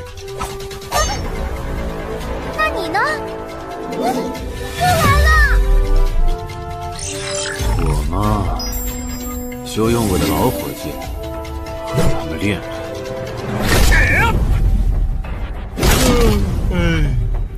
打完这批记得换班啊，老哥。好嘞。骷髅士兵不刷新了，看来并不是无限的。好消息是新人的压力小了，坏消息是我这样的老手完成任务更难了。这周围的骷髅士兵被咱们刷光了，换地方吧。好。受伤的人往后退，剩下的2人一组，交替清理从地里爬出来的骷髅士兵。再战40分钟，大家就可以回家了。好。亏我之前以为当冒险者有多难，结果就这儿啊！是啊，这些骷髅根本就没有那个老手渲染的那么危险。等这次结束，你也是个有名的冒险者。这些骷髅虽然弱，可不代表这地下城难度低。正相反，骷髅越弱，越说明地下城有极厉害的 BOSS。更让我烦的是，这地下城怪物也太少了。虽然我以老弱不宜参战为由，劝退了近半的冒险者，但是分到我这的怪物才4个。最后10分钟，这地下城难度肯定飙上。要是接下来10分钟都没有新的骷髅士兵刷出来，我就得自己想法子凑够剩下的6个骷髅士兵了。脱离任务做完了。嗯。你呢？还差几个？8个。把机会都让给他了吗？那你先回去吧，我们继续刷骷髅。等做完脱离任务以后，咱们3个在外面集合。10年来没有一个人通关。不止如此，这个地下城的幸存者们也非常奇怪，几乎所有的都是新人。怎么会有这么奇怪的地下城？正常不都是冒险者越强大生存率越高吗？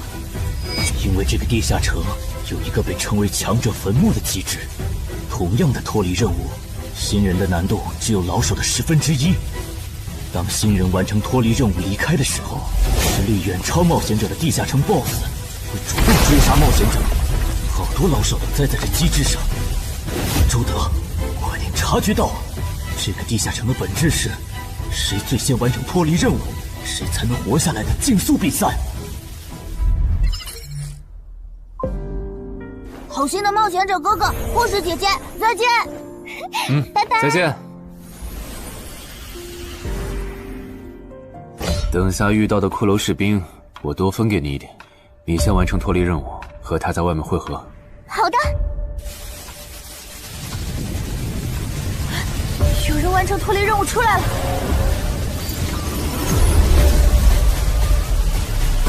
怎么是小孩子？有人离开这个地下城了。这个第2阶段是什么意思啊？原来是这么回事吗？这个地下城的本质是竞速。李明、王志勇，你们2个跟我来。老弟，有个人完成脱离任务离开了，是不是那个叫陈海的人呢？不可能，先不说他还带着2个累赘，光冒险者们要杀的100个骷髅士兵就不好找。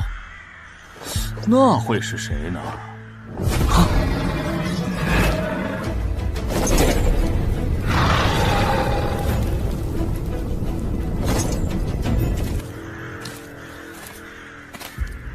叫我们跟着他出来，都走这么远了，也不解释一下。如果遇到大群的骷髅士兵，咱们算就完了。闭嘴吧，他这么做肯定是有原因的，你没注意到吗？他是看到任务栏变更以后才叫我们出来的，恐怕他比我们更清楚这个地下城发生了什么。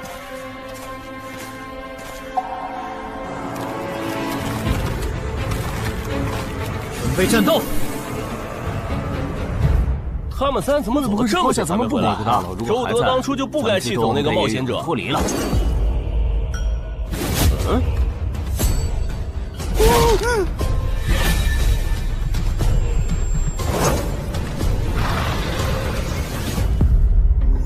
周德、吕明，你们2个王八蛋，竟然拿我当挡箭牌，用完就丢！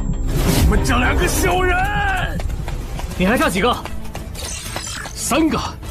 那快了，我们再找些小股的骷髅士兵杀，应该能赶上。等等，不对劲，幸存者的数量在减少，营地那边出事了。说什么？陈海哥，这个阶段是什么意思啊？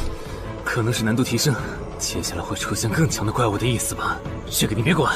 你的脱离任务做到哪儿了？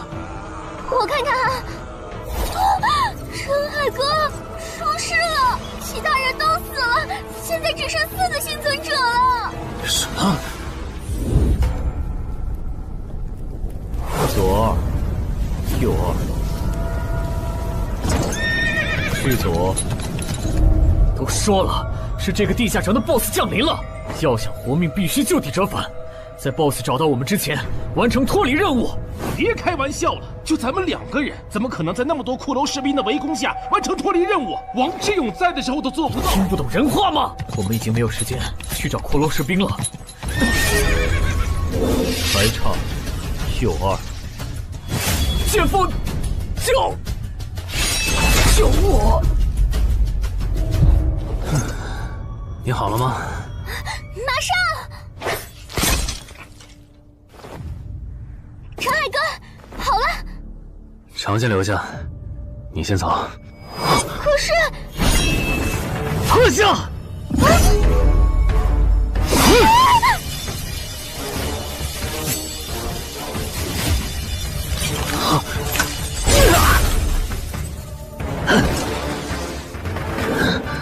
好强！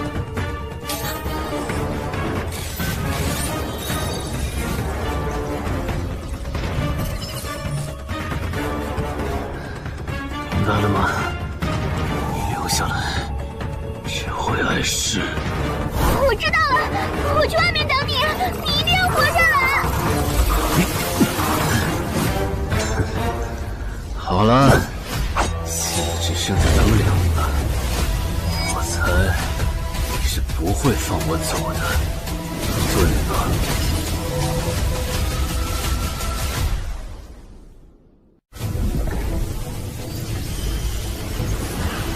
是护士姐姐。对面还有幸存者吗？有，但是陈海先生他……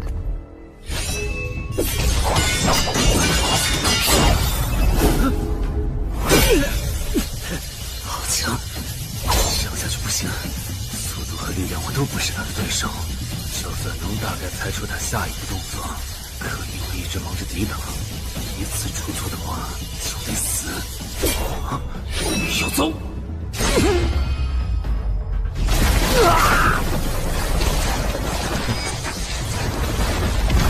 这么巨大的实力差，你还能跟我过几招？在我这儿撑这么久，了不起！好像在跟我说话。不对，现在不是该思考这些的时候。想一想，再想一下，到底该怎么做，我才能活下来？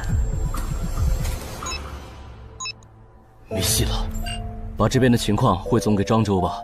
就说云霄市医院地下城暴走事件，17名普通市民卷入，仅2名幸存，3名低等级冒险者卷入，无一生还。你在说什么？不是还没到时间吗？这才过去5分钟。就是。我能理解2位的心情，但是请不要再做不切实际的幻想了。这个地下城里的 BOSS， 就算是9级的我，也没有把握面对他能存活15分钟。你要等的人，哪怕是5级冒险者中的佼佼者，最多也就能坚持5分钟。你从地下城出来到现在都过去5分钟了，他还是没有脱离地下城，这意味着什么？你应该清楚吧？怎么这样？如果不是因为我们拖累了他的进度，护士姐姐，陈海先生肯定能活着离开这个地下城。都是因为我们。是啊，全都是因为你们。如果没有那个多管闲事的冒险者帮你俩完成脱离任务，周德才是最有可能活着离开这个地下城的人。我出去冷静一下，这2个新人的登记工作交给你了。那这个地下城入口怎么办？人都死光后，入口会在半小时内关闭，接着随机出现在世界某个地方。当然，如果你实在不放心，也可以盯到最后。好吧。你合格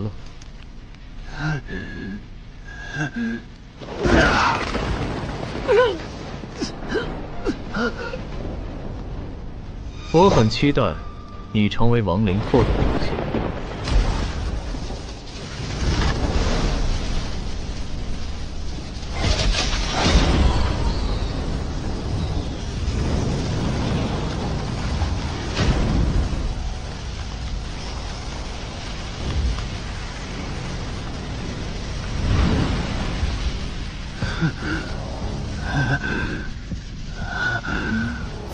都赢了。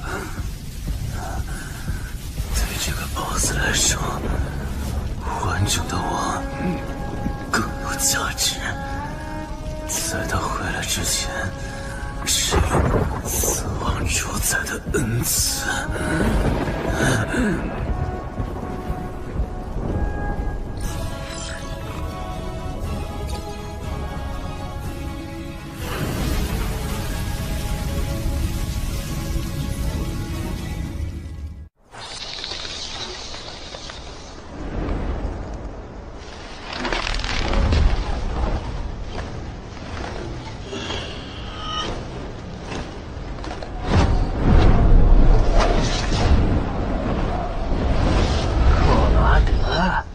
不是被大军派去坟场征兵了吗？怎么回来了？切，白跑一趟！我还以为是谁激活了骸骨大军发出去的万念邀请函呢。我发现了一个有资格成为我同僚的新人，让他从零开始太浪费了。我打算让大军把他变为预备役。同僚，坟场的冒险者最高才5级。这阶段的新人连合适的职业和称号都没确定，你就肯定他能跟咱一样成为传奇？他已经找到了合适他的职业和称号。这次真的太险了，如果不是那家伙主动走了，就算再给我一条命，我也完全没机会。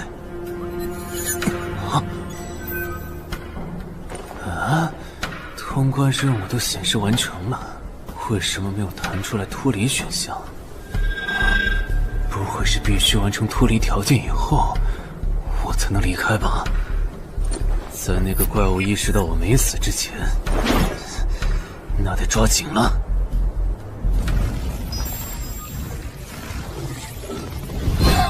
没有关闭，这个地下城的入口还没关闭。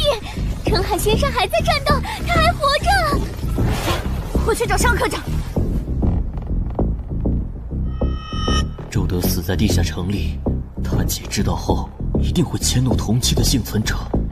如果处理不当，尚科长，怎么了？慌张成这个样子？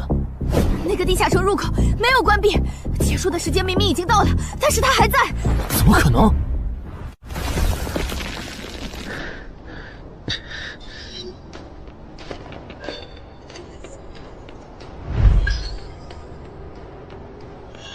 合并结算。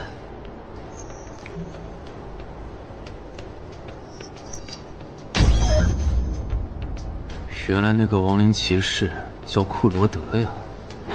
不过，传奇级，坟场才5级，怎么会有这么超纲的 BOSS？ 说起来，这个地下城的 BOSS 强度这么高，以前真的有人通关过吗？尚科长，你看，尚科长，这地下城暴走后，超过关停时间仍然存在，怎么会这样呢？有2个可能：一，被卷入地下城的冒险者完成了通关任务，但却没有完成脱离任务；二，地下城升级。一定是第一种，一定是。不可能的，坟场很早以前就已经被世界冒险者协会定义为几乎无法被攻略级的地下城了。相比有人通关，我更相信是地下城内部发生了什么变化，导致地下城升级。有人出来了！是陈海先生，真的是他！哎呀，你们都在啊！担心死我了，还因为我的原因没能坟场竟然真的被他打通关了。一辈子的。那么严重的。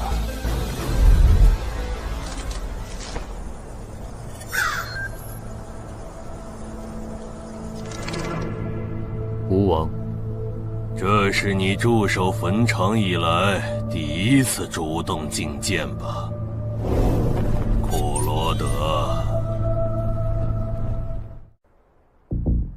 你知不知道，就在刚刚，你成为了全球首个通关坟场的冒险者。首通？我？对，你要火了。坟场这个地下城虽然等级很低，但是在冒险者圈子里很有名气。你首通的经历应该会吸引到很多资本和散人工会的招揽，当然，也包括官方。啊，所以现在是招揽环节？是的，你在女妖之森和坟场的表现已经充分证明了你的潜力。像你这样的超级新人，整个冥省1年下来也不会超过10个。作为云霄市地下城负责人的我，当然不可能错过。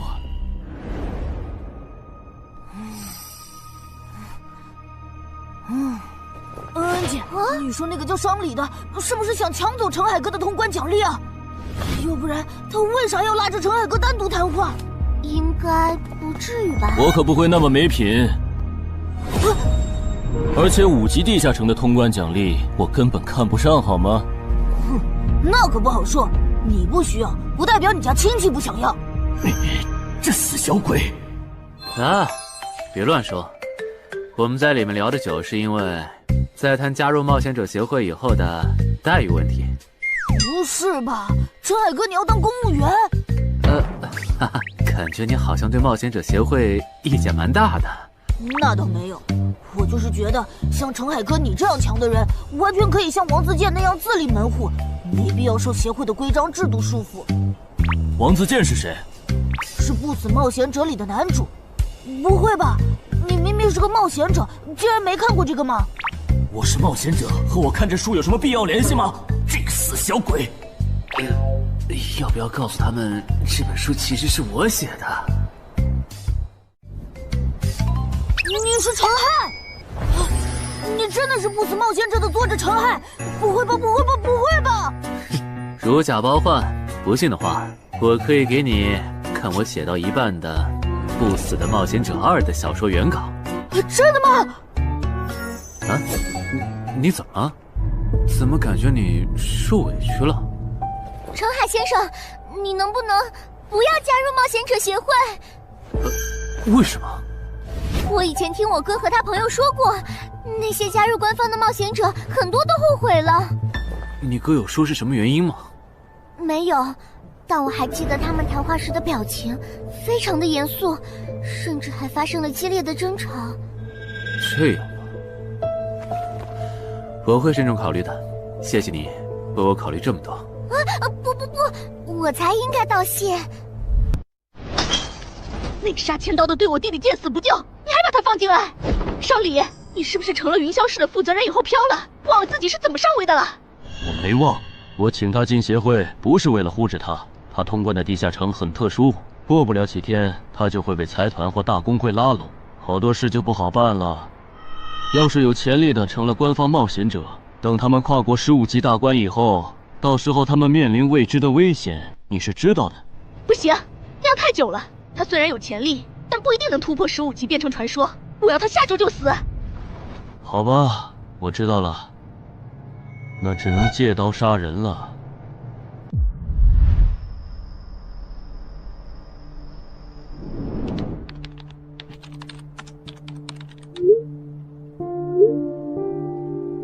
坟场，这个地下城的情报不是早就挖无可挖了吗？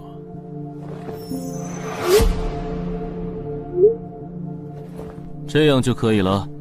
你确定？5级地下城的首通奖励对普通人来说不算什么，但对6到10级的通缉犯来说那就不一样了。要是澄海的情报到了黑市，不出3天，闽粤2省的通缉犯都会跑到云霄市，这样就能给你弟弟报仇了。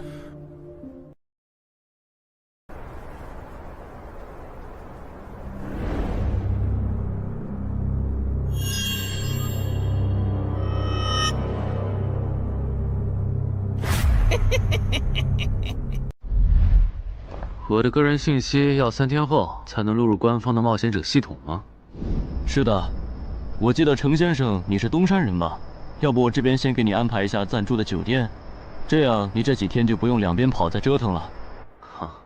不用，刚好我要回东山办点事，那我3天后再来云霄。好的好的，那咱们3天后再联系。前提是3天后你还活着。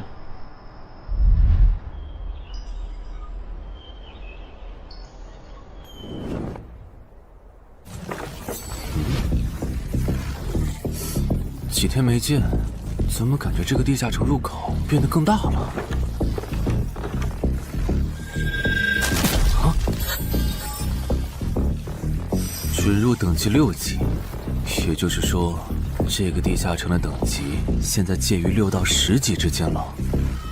我现在是5级，按照之前的升级速度，只需要再打1个到2个5级地下城，就能升到6级了。上次翻论坛的时候，我记得东山这边好像有一个5级的地下城正在招募人手，我看看还在不在。好耶，还在。你好，请问你们的招募条件是？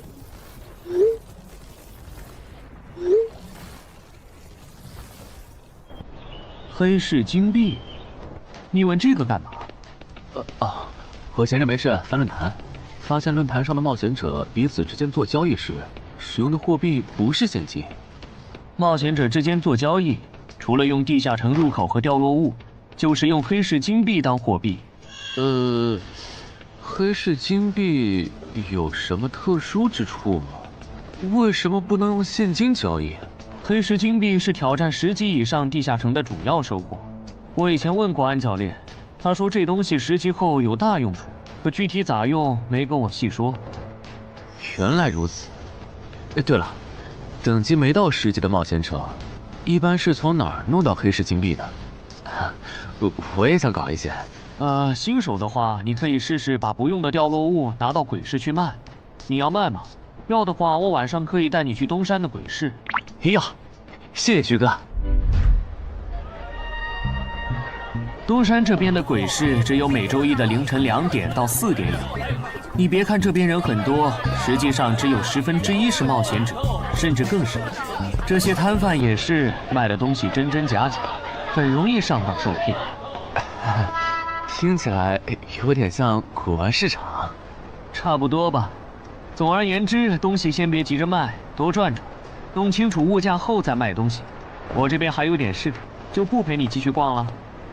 好的。看不出他这人还怪好的。好了，到我来扫荡了。小哥，来看看这件，可都是宝贝啊！瞧一瞧，看一看喽！精品装备，仅此一天，价高者得。小哥，来看看我的矿石啊！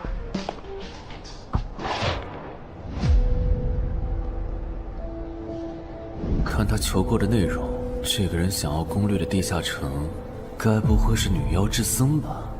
这位小哥，你有我要的东西吗？如果是对付女妖的话，口琴和长剑应该可以。哈，有啊。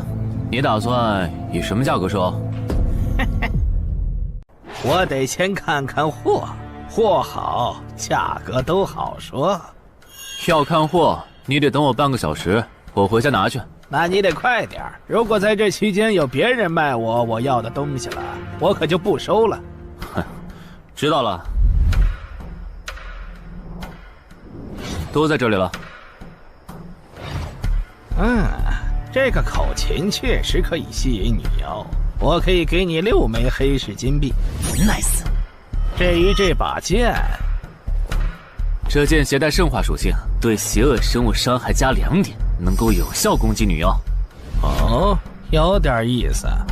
爷爷，你这把剑我可以给你8枚黑市金币，咱们加个微信吧。之后我这边如果再有需要，交易起来也方便。好啊，加好了。慢走啊！赚大发了。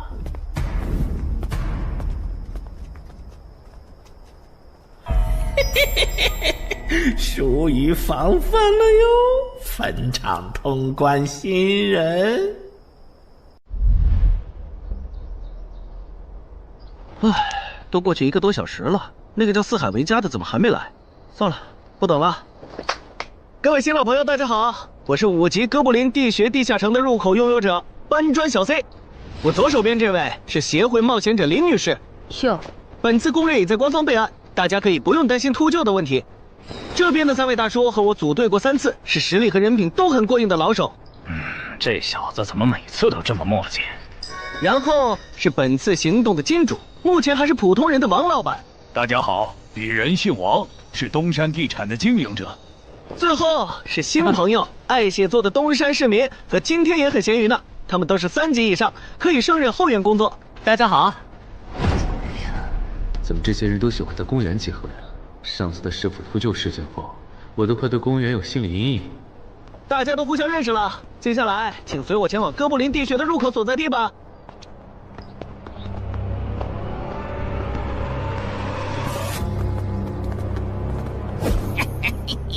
我就知道，他没用黑市金币购买装备，一定是用来换东山这边的低等级地下城的攻略门票了。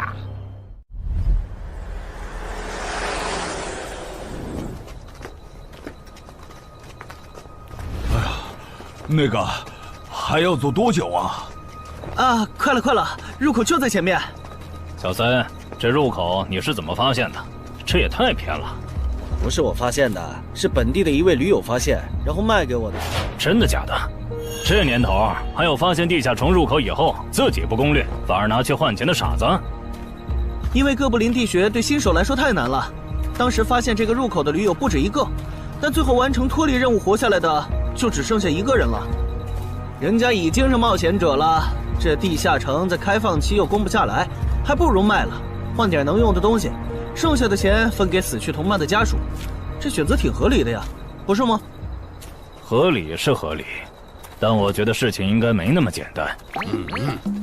喂，你这人真是的，咱们都合作好几次了，你还怀疑我？到了，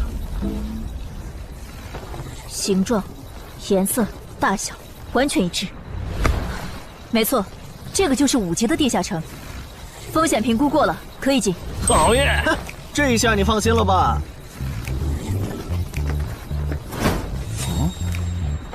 喂，我再跟你们说一遍啊，进了地下城，里面的哥布林归我们管，你们就负责保护王先生，都没意见吧？我这200斤肉就交给2位了。脱离任务呢？通关任务大家都一样，但如果我的脱离任务是狩猎哥布林，那我们会优先满足你的脱离任务，然后再考虑通关。这么容易就能拿到通关奖励，那我更没意见了。我也是。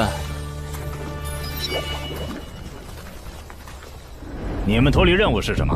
杀死2只哥布林。哦，我的也是。看来咱们的任务类型都一样，只是数量上有差异。王老板，你放心，脱离任务是按冒险者等级来的，2到3级冒险者得进入地穴，4到5级冒险者要干掉一些哥布林。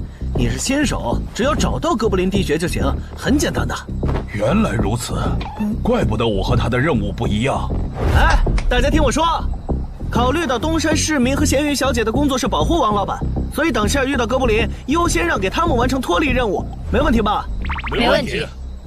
那好，咱们出发。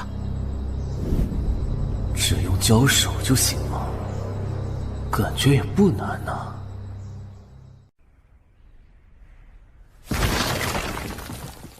这个你不要吗？不要，你杀了吧。这就是5级地下城里的怪物吗？感觉也没多强啊。那是因为现在遇到的都是小怪，真正难搞的 BOSS， 得深入地穴以后才能遇到。一般情况下，哥布林地穴的 BOSS 哥布林勇士，得3、5个老手一起上才能干掉。原来如此。那如果这个地穴里有2只甚至更多的哥布林勇士，咱们能对付得了吗？那肯定是对付不了的。不过一个哥布林部落只会诞生1只哥布林勇士，目前全球就1对冒险者遇过双胞胎哥布林勇士，这种小概率事件，咱们肯定碰不上。哦，那我就放心了。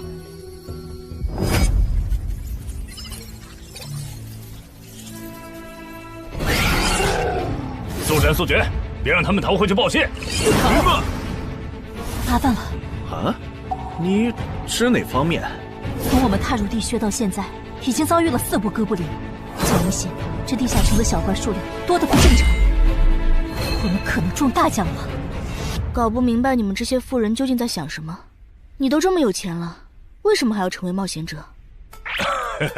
说来惭愧，鄙人成为冒险者主要是为了减肥。减肥？等等，减肥和成为冒险者有什么必然联系吗？这联系可大了。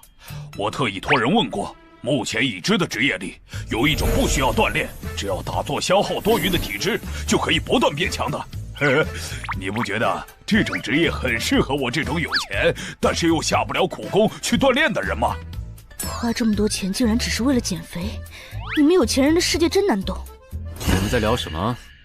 嘿嘿，能让我也加入吗？哦呦，连锁子甲都准备了吗？程先生真专业。你之前进地下城的时候也穿的这一套？对啊，如果没有这套防具，我早就死在地下城里了。相反，我倒是很不理解，你们为什么不穿防具？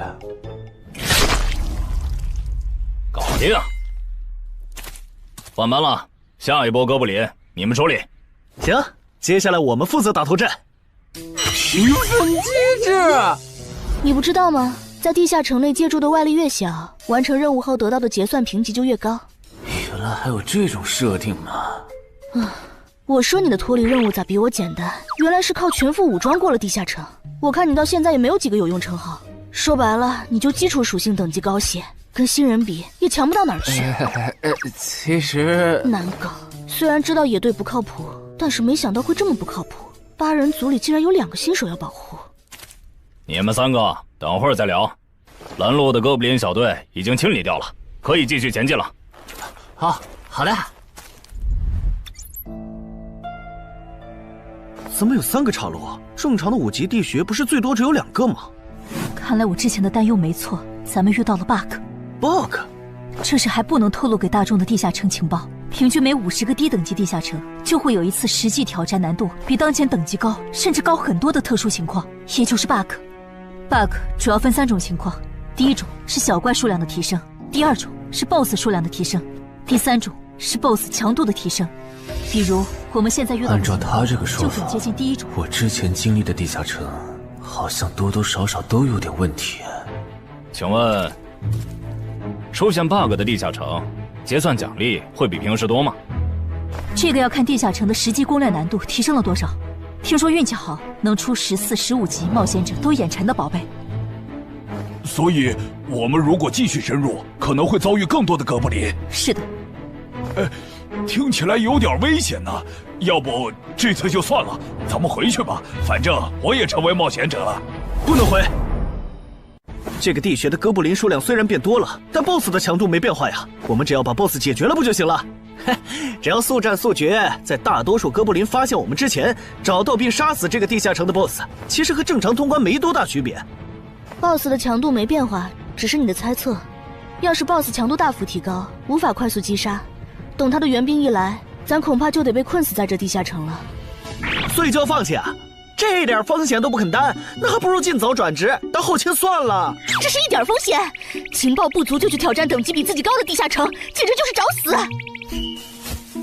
那个，要不这样好了，咱们举手表决，想要继续的留下，想退出的就原路返回。这主意行，两不耽误。来去自如，这你满意了吧？现在开始举手表决，要留下的举手。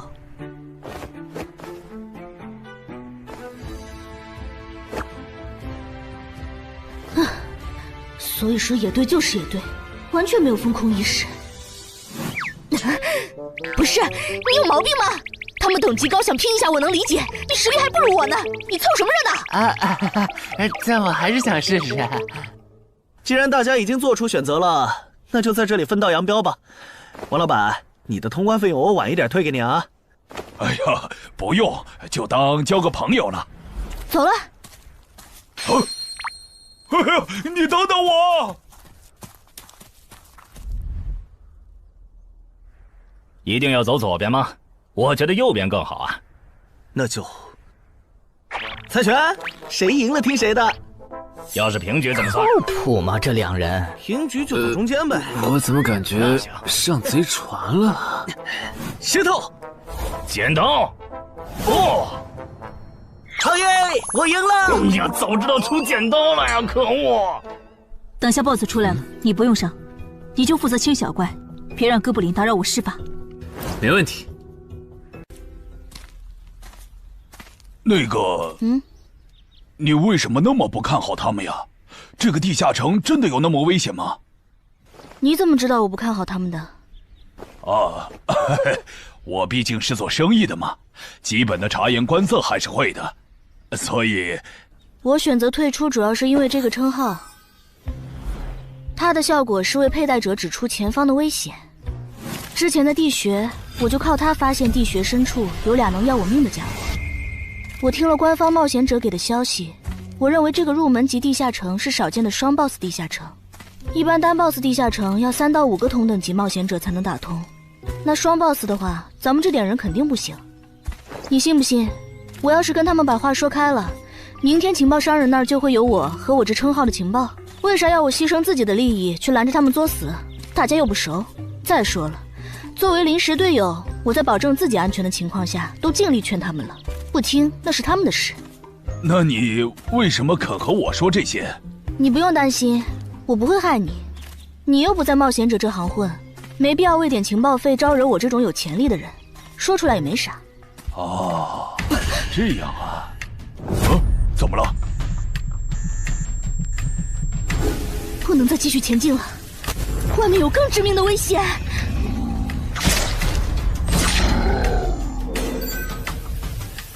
2级速能法术，烈焰爆！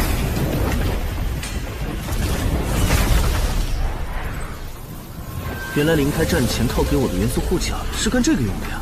不愧是官方冒险者，虽然同为5级，但他的称号、职业、技能和装备都已经毕业了，而且还是最难凑齐的一套法系职业。干得漂亮！换班，下一波哥布林你们来处理。好的。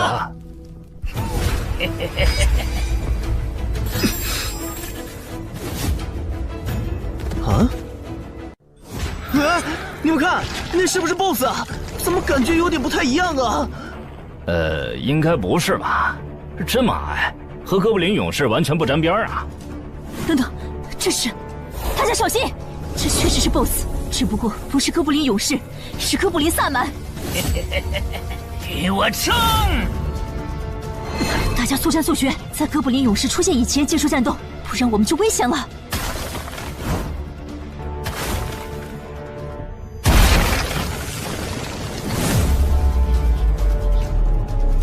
开什么玩笑？哥布林怎么也开始讲战术了？这地下城到底发生了什么？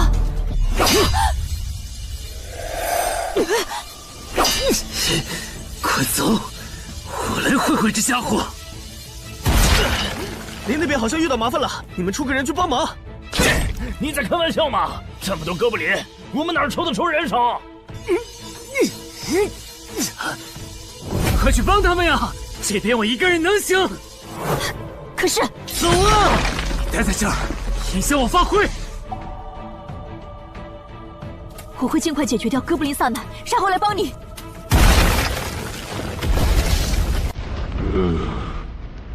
可不，现在没人能打扰我们了。来。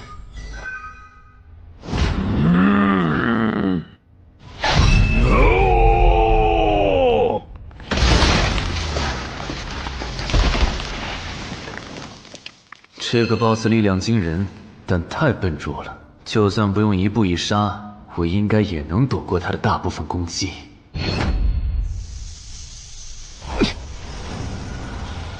好话了吗？太简单了。虽然你同化后的速度和力量涨了，可出招那个计划反而更容易躲了。所以，这就是5级地下城 BOSS 的强度吗？说实话，有点扫兴。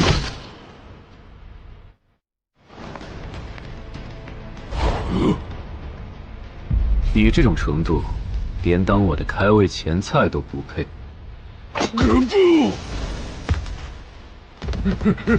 可不！连死战到底的勇气都没有了。这样看，我以后不用对5级地下城抱有期待了。这个地区到底还有多少哥布林啊？再这样下去，我可顶不住了！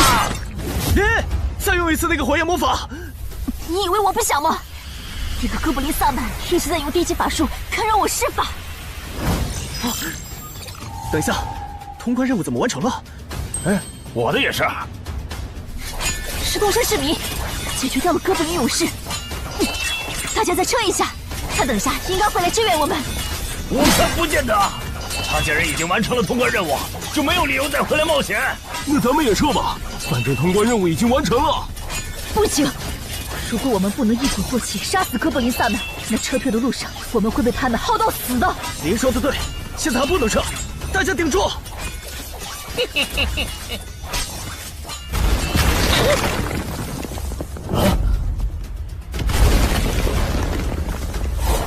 石头山市民，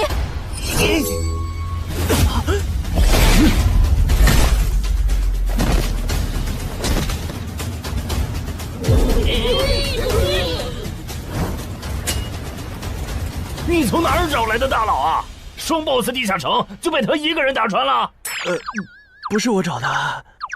关于我的事情，麻烦大家帮忙保守秘密啊！明白。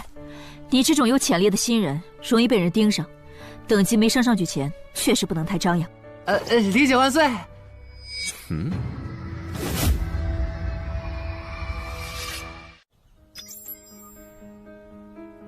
不能出去，外面有更致命的危险。啊，更致命的危险？就是有一个危险程度远比双 BOSS 大的冒险者守在外面，我们出去就会被杀。那怎么办？回去找其他人，说服他们一起抱团冲出去。啊！你们竟然把2个 BOSS 都杀了！这俩可都是他一个人干掉的，我们都没出多少力。怎么是他？我之前明明用称号确认过，他威胁不到我。等等，你怎么知道这个地下城有2个 BOSS 的？难道你刚刚一直躲在我们身后偷看？那倒没有，在你们遇到 BOSS 以前，我们就已经走到出口了。之所以知道这个地下城里有2个 BOSS， 是因为我的这个称号，他能帮我找出前面对我有威胁的存在。我就是靠他才知道这地下城有2 BOSS 的。不是吧？你有这么好用的称号，你之前不提醒我们？我是没有直接提醒，但我有劝过你们不要继续深入地穴吧。那你为什么又折返回来？因为出口那边有一个比双 BOSS 更强、敌意更浓的高等级冒险者在堵门。外面有高等级冒险者在堵门，你确定？确定。先是地下城难度超标，再是高等级冒险者堵门，可疑的地方太多了。说，是不是你搞的鬼？不是我，不信咱们签单向契约确认。等等，堵门的高等级冒险者，不会是那个爽约没来的四海为家吧？那个，我想问一下，你的称号可以预知危险，那如果我对你流露出杀意，你能判断我和堵门的人谁更强吗？能。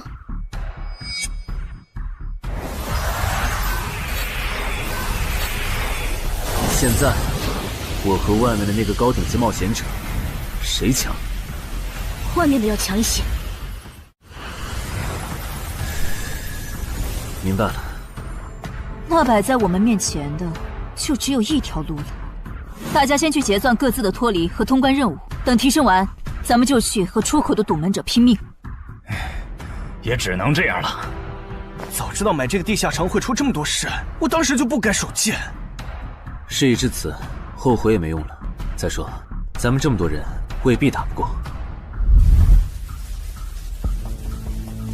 这都多久了，怎么还没人出来？那个通关坟场的小子不会死里边了吧？你有没有兴趣？不好意思啊，我想再考虑一下。没想到第一次进入地下城就让你遇到这种事，实在不好意思啊。结算出来了，这次没有掉落史诗级奇物，看来双 BOSS 的地下城难度也远不如坟场了。感觉下一个地下城可以跳过6级，直接尝试7级了。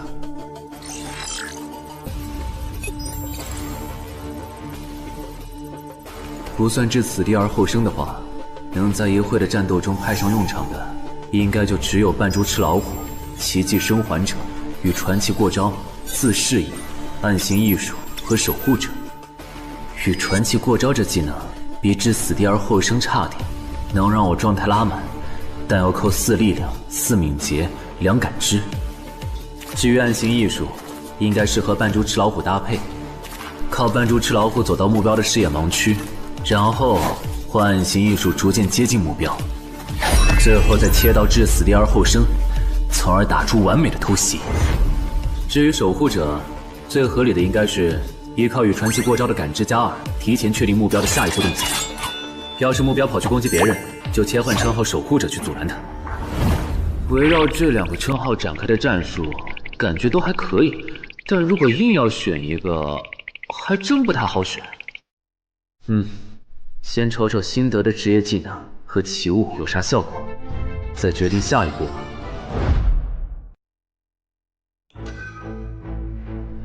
这个向死而生不错呀，就凭它能够提升步伐和身体柔韧性这一点，搭配一步一杀的技能效果，我以后就可以在闪躲的同时攻击敌方要害了。好技能啊！还有这个假死技能，考虑到在现实世界，冒险者死后是不会产生掉落的，我完全可以利用这个技能装死，然后找机会偷袭反杀，兵不厌诈。只要那个堵门的不是脑子有毛病，非得跟尸体较劲，我就能狠狠地阴他一把。当然，这是万不得已的选择。要是可以的话，我肯定想光明正大的赢。哇，这次掉落的东西都很棒啊！骨笛、萨满旗帜和传承之书，以后去地下城就能有个哥布林跟班了。而且这个哥布林的密钥搭配上骨笛，运气好的话，能拉来一只哥布林勇士当打手。保险起见，我就不继续囤升级券了，先把战斗力拉到最高再说。我目前持有的奇物中，等级最高的就是这家伙了。把奇物升级券用在他身上，肯定是最优解。就这样，对传奇亡灵库罗德的头盔使用奇物升级券。只能升到史诗级。那算了，先用装备熔炼炉把这几个用不上的给熔炼了，看能出什么好东西，再决定奇物升级券用在哪儿。不是装备型的奇物不能熔炼吗？那我手里没用的装备，估计也熔不出啥好东西。没办法了，用奇物升级券提升被污染的名剑吧。使用奇物升级券。好酷的剑！头盔和武器确定了，那装备祈愿券就用在防具上吧，正好替换掉我买的锁子甲。厉害！这套铠甲穿起来比我之前用的锁子甲还轻便。东山市民，你那边完事了吗？差不多吧。你们整理完了吗？完事了，再给你们上一轮 buff，就可以出发了。你的装备好酷啊！这些都是你在这个地下那再等我一下，我招个怪物随从。啊！别无视我呀！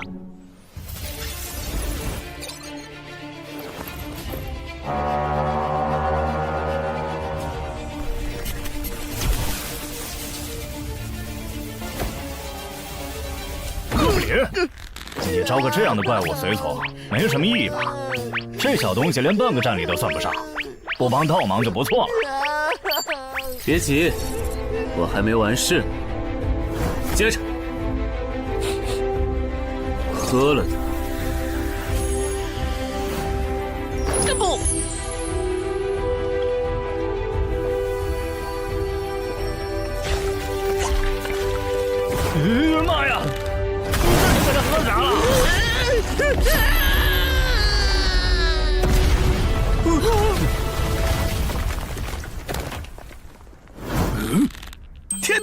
他变成 BOSS 了！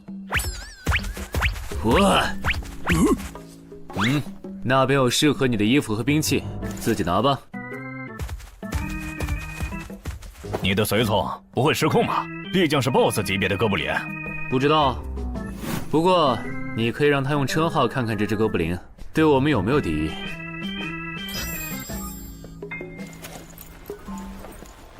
看了，他对我们没有恶意。那就好。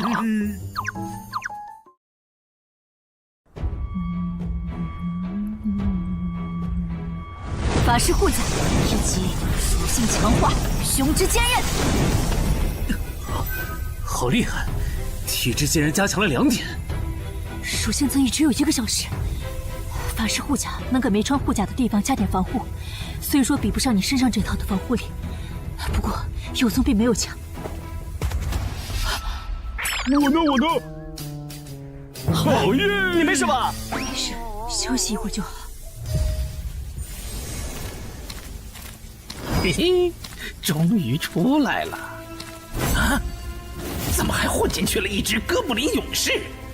说好的有人在出口堵门呢，这也没有啊。估计是藏起来了，你用称号看一下他在哪儿。好。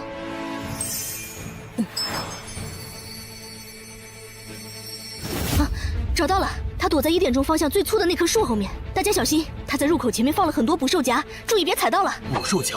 哪里有捕兽夹？有探查类的称号吗？真是够讨厌的。原来是他，这么一来就全明白了。女妖之森刚通关，他不去那儿的黑市买通关物资，却来东山碰运气，肯定有猫腻。知道我在东山的没几个人，团队领袖跟我签了保密协议，肯定不是他。那个戴眼镜的护士也不太可能，所以是商礼。还是徐茂？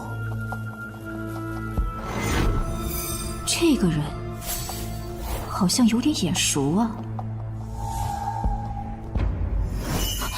等等，你是高成勇？对方很有名吗？何止有名，他可是明广一带最臭名昭著的通缉犯。别看他只有7级，死在他手上的冒险者，光是已确认的就有上百号人了。他不光是想抢别人的通关调度，还想刷出针对人类的称号，说不定现在已经刷出过量杀戮人类这个称号了。看来你很了解我吧？是协会的官方冒险者吗？果然，他已经刷出了那个称号。这样吧，我们做个交易，那小子留下，你带其他人走。这条件可以啊。要不咱们别信他！协会的档案里，高成勇有放过目标然后再猎杀的记录。要是你们真的信了他的瞎话，等他干掉陈海，再用追踪手段把你们一个个找出来，你们连还手的机会都没有。没错，虽然他嘴上说放过我们，但对我们的恶意一直没有降低。他在说谎。连恶意也能侦测吗？这样好了，既然他的目标是我，那就由我和哥布林勇士主攻。你们看时机牵制，大家都是一根绳上的蚂蚱，这种时候就别心存侥幸了。当然，如果你们中有人实在怕死，那就赶紧滚，别拖我后腿。我们会做好辅助工作的。看不出来你人还挺好的，要是我绝对逼着他们一起上。打你，我们俩足够了。哼。我就知道你们这些走大运拿了 S 级评价的新人，就会自命清高，觉得别人都是你们成长的垫脚石。但现实可不是这样的哟。新人在1到5级时很难搞到成体系的称号、职业、技能和装备。你的武器和铠甲这么豪华，我猜大多是装备吧。不巧哦，我的技能偏克你这类新人。可是，迟缓术，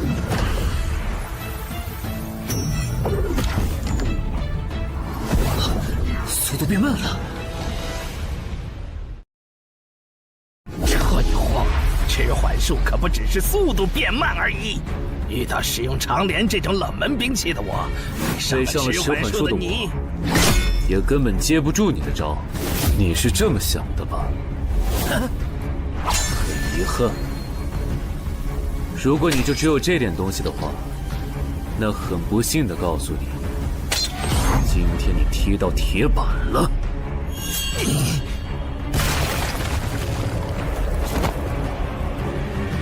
开什么玩笑！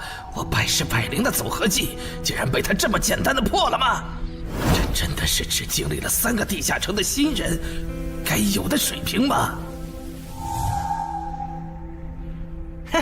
那个高成勇也没有你说的那么厉害啊！一上来就被陈海大佬没收武器了，感觉陈海大佬都用不上咱们了。不是高成勇不厉害，是陈海太强了。现在的他，恐怕和明省分部重点培养的那位超新星是一个水平。如果我说我认栽，那把长镰我也不要了，能放我一马吧？换位思考的话，你会吗？说的也是。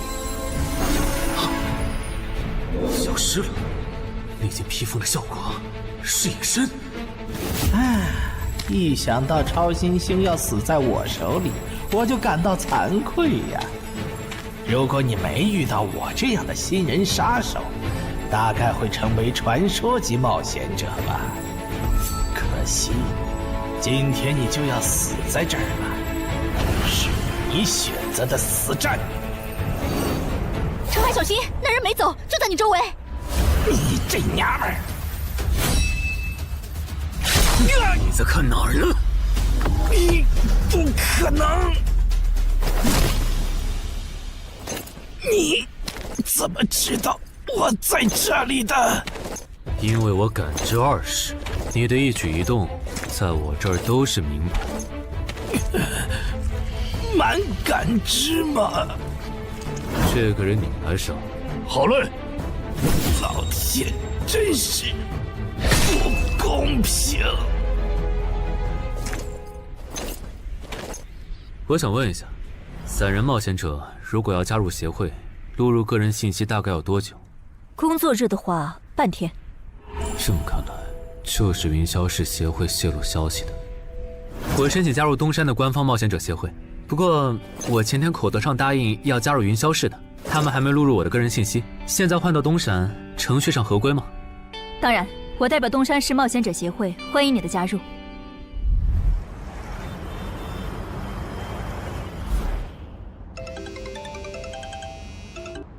喂，我考虑了一下，还是决定不成为云霄市的官方冒险者了。为什么？你的个人信息明天就能录入进系统了，怎么又变卦了？因为我刚刚除掉了一个 A 级通缉犯，叫高成勇。东山的冒险者协会知道后，邀请我成为本地的官方冒险者。这样嘛，也挺好，成为家乡的官方冒险者，做事会更方便一些。对，我也是这样想的。那我挂了。以后常联系。废物，都是废物！你那边说完了？说完了。哎，你怎么还没走？因为林姐也邀请我加入东山的冒险者协会了，等下要和你一起录入个人信息。这样啊？说实在的，你也被协会邀请加入，我都有点怀疑官方冒险者头衔的含金量了。我不就是在地下城的时候嘴了你几句吗？至于这么阴阳怪气吗？小心眼！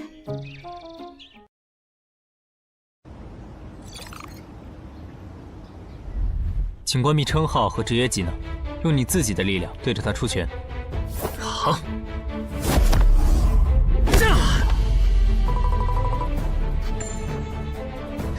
不愧是官方，测基础属性的工具比健身馆的强太多了。12点，那我呢？他们测完了吗？测完了，他的力、你都是12。17点，只有12吗？这跟他之前的表现差太远了，我以为他至少14甚至15呢。只有12点却能杀掉9级的高成勇，主流的职业称号肯定够大。等我激活了职业和称号，再测一次，肯定压过你。陈海先生，你的个人信息已经录入了，这是你的证件。这么快？特事特办，你可是以一己之力打穿了双 BOSS 地下城，还单枪匹马完胜高成勇。另外，6到10级官方冒险者每年得通关2次协会指定的同级地下城，不然就得从攻略组调走去情报或资源采集组，把时间花在身体塑造和实战训练上，半年通关1个地下城就行。没问题。还有就是，总部时不时会有借调任务，借调时你表现出色就有奖励，奖励能换协会里的称号线索、转职证书和奇物。不过一般只有9级以上的冒险者才会被借调，你暂时不用考虑这些。有一个问题。你说。称号线索是什么？称号线索是总结好的称号获得办法，你回去用证件 UID 登内网，看看协会称号图鉴里有没有你喜欢的。要是手里有没用的奇物或图鉴里没有的称号线索，就卖给协会，换自己想要的东西。了解。对了，你打算什么时候遣散你的随从？不能在这边养吗？我这只哥布林骨笛是随机召唤哥布林啊，送回去的话，下次召来的可能就不是这只了，那我不就亏了一瓶秘药吗？这你不用担心，除非你的哥布林勇士在那边的世界战死，或者你打算随机召唤别的哥布林。原来如此。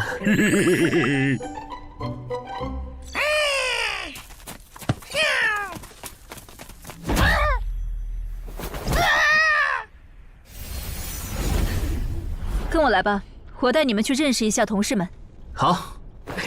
大佬好，我叫梁家坤，是东山这边的冒险者候补，目前的力、米分别是。喂，你别每次见到厉害点的冒险者都跟报菜名似的，把自己的力敏数值甩出来啊，这样很得罪人的。有什么关系嘛？我的数值总不可能比澄海大佬的还高吧？不，你的就是比他高。你是东山这边的入口管理者？在东山专家级地下城没打通前，干不了入口管理者的活。好，所以入口管理者另有其人是吧？那他没来是因为在攻略东山这边的专家级地下城？那倒没有，他没来是因为在处理昨天突然涌入东山的通缉犯。据说好像是因为东山市出现了坟场的通关者，那些人都是奔着他来的。这样吗？坟场那个老手坟墓啊，哟，那可是出了名的 bug 级地下城，能产出奇物升级券。啊！你们这样看我干什么？我说错话了吗？你还没意识到吗？意识到什么？那个，我就是坟场的通关者。什么？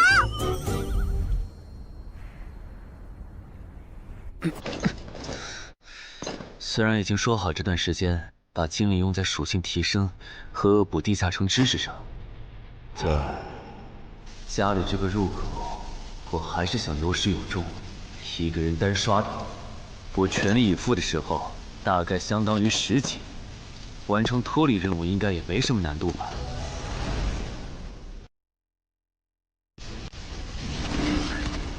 感觉也没怎么变。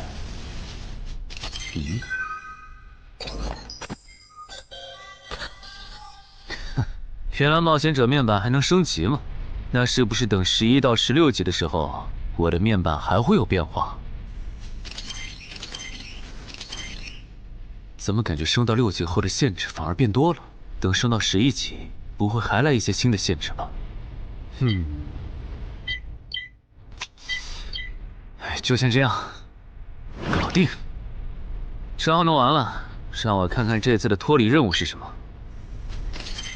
脱离任务从单选变成2选1了，这对不打算通关的冒险者来说倒是个好消息。不过，豺狼人，原来这片森林除了鱼人以外，还有别的怪物吗？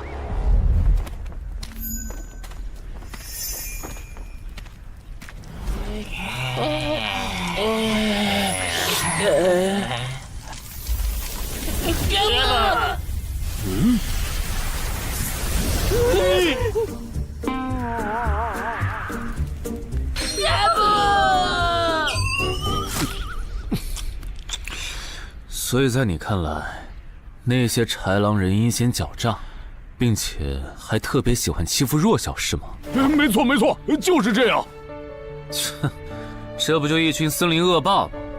嘿嘿，答对了。那这一次就不做和豺狼人有关的轮换任务了，先找到潮汐鱼人的孵化池，然后试试能不能通关。好了，我要问的问完了，你可以回去了。什么？我不要。你不想回去？是的。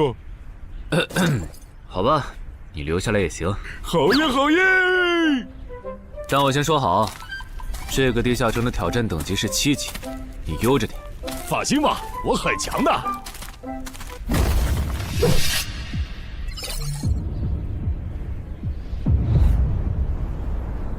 结果你还真组了个野队，让人家带你通关。嘿，还是5级的地下城，你这胆子够大的。嘿嘿，其实还好啦，虽然中间出了一些意外，但也因祸得福，认识了2位很有潜力的冒险者。你这就是幸存者偏差。那些散人如果靠谱，我儿几就不会死在地下城里。我知道，所以我是确认有官方冒险者兜底以后，才决定下去的。说起来，前几天的新闻我看了，你儿子的死好像不是意外。怎么可能是意外？我儿子下去之前，我给他准备了2件保命的奇物，可他还是死了。那2个弱鸡入口拥有者却活着，开什么玩笑？可惜那2个杀千刀的没撑到我出手，就栽在别人手上了。不然，我一定要让他们后悔来到这世上。那这人也算间接为你儿子报仇了，咱得报答他呀。他叫什么名字？叫陈海。我这次来东山，就是要当面感谢他。陈海，你认识？我组的临时野队里也有一个姓陈的，可能就是他。什么？拖住！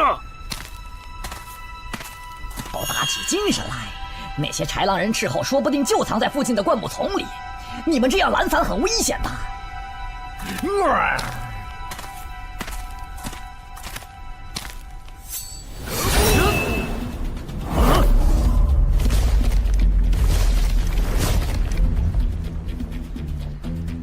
话说，你会说他们的语言吗？当然，需要我帮忙翻译吗？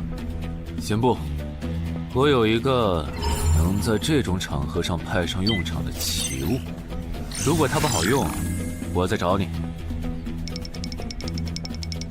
你们的孵化池在哪？告诉我，我可以留你们一。你以为我会出卖我的族群吗？绿皮傻大个的小跟班儿！你以为我会出卖我的族群吗？绿皮傻大个的小跟班儿！有种你们就杀了我！队长死了，别得意，领军大人会为我们报仇的，咕噜。在湖底有一个水下洞穴，穿过洞穴会抵达一个天然的地下洞窟，我们的孵化池就在那里。你叛徒，咕噜！这只留他一命，挂树上，之后咱们去找湖。你跑那么远干什么？人类果然都不是好东西。那个冒险者很强。不好，是白战的霍格。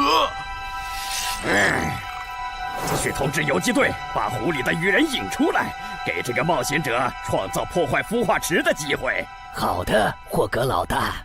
至于你，哇，这湖比之前用无人机航拍的时候感觉还大。得先找到水下洞穴，然后游好久才能到孵化池。就这要求，能把99%的冒险者都给淘汰掉。不过好在我有海之炎能水下呼吸，虽然不会游泳，但头盔里有库罗德水下战斗的经验。老大，我不会游泳，我可不可以先回去啊？你不会游泳？行吧，那我先送你回去。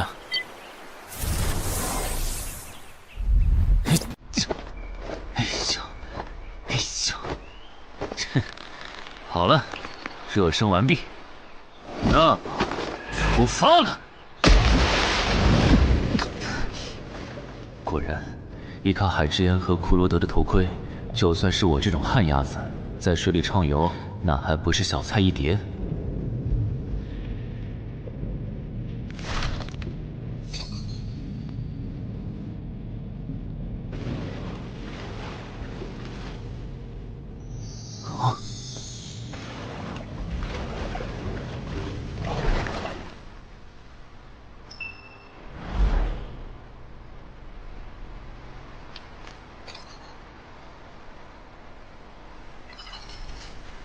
常驻脱离任务完成了，看来这里就是鱼人的孵化池了。但是，怎么没看到守卫？算了，不管出于什么原因，现在是通关的最好机会，这一点不会错。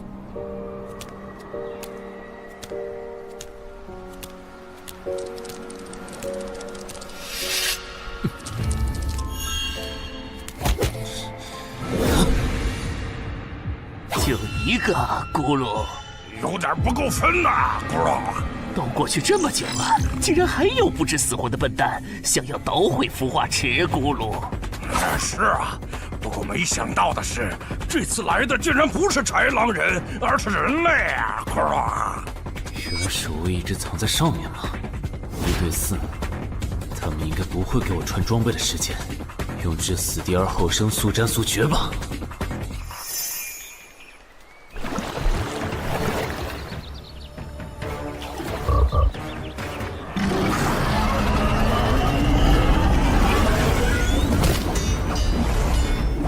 有人类闯入孵化池！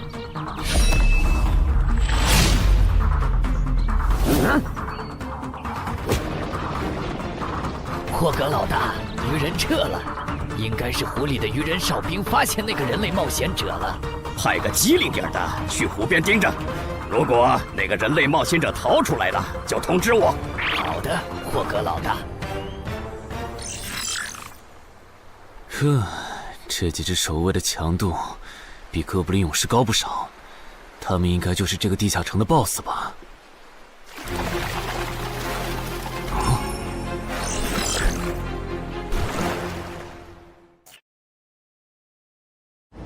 6到10级这个阶段的地下城 BOSS， 通常可以划分为团队增益型和个体高战型2类。前者实力一般，但可以为同种族个体提升综合实力。独狼面对这种类型的 BOSS， 几乎很难靠一己之力通关。每次上我的课，你不是翘课就是打哈欠，怎么？我的课有那么无聊吗？但你今天讲的内容之前不是讲过吗？你要是说点11级以后的常识，我说不定会认真听。你以为我喜欢讲这些？还不是因为你们这些莽夫 ！CJ 的超新星不自大，不单人去调高等级地下城，就不会被 BOSS 弄死，公司也不会把我临时叫过来跟你们突击补课了。什么？顺治死了？是啊，你这几天没上论坛吗？大家都吵翻天了，说他的死浪费了 CJ 对他的投资。哼，这我还真不知道，到底怎么回事？你快和我说说。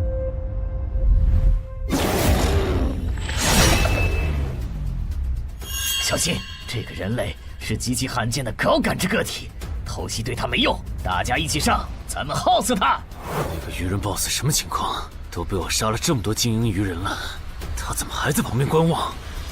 难道这些实力比哥布林勇士还强的鱼人，在他眼里都是小喽啰吗？这个人类的实力和霍格好像差不多，好在他是一个人来的，可以用数量耗死他。这样的杀戮速度，等精英怪把他体力耗得差不多了，剩下的精英种恐怕也没多少了。到那时，霍格如果察觉到我方兵力空虚的话，恐怕……算了，还是冒一点险吧。终于感到心疼，要亲自出马了吗？奇迹生还者，等这一刻很久了。邻居大人小心，这个人类冒险者和霍格一样强。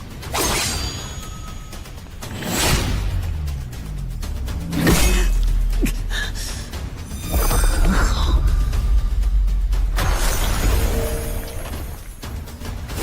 邻居大人，别管我，他伤得更重，还不擅长水下作战。就算没我帮忙，你们也能轻松杀掉他。把脑袋给我带回来。是，领军大人。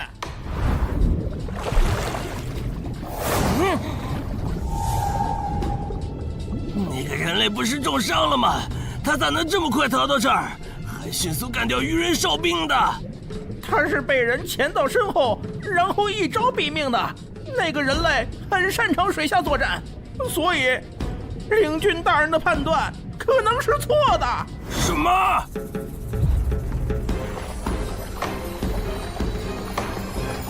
该死，总算活着逃出来了。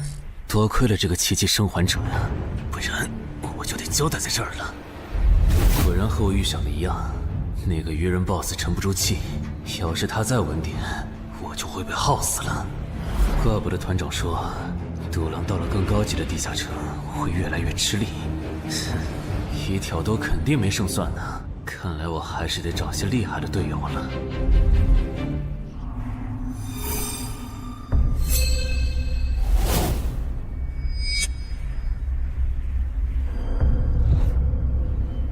那个人类冒险者活着回来了，他现在是什么状态？我不敢靠得太近，怕被发现，但可以确定他伤得很重。嘿嘿，重伤的冒险者嘛。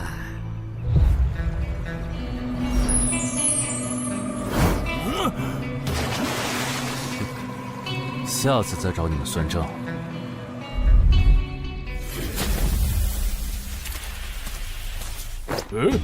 已经结束了。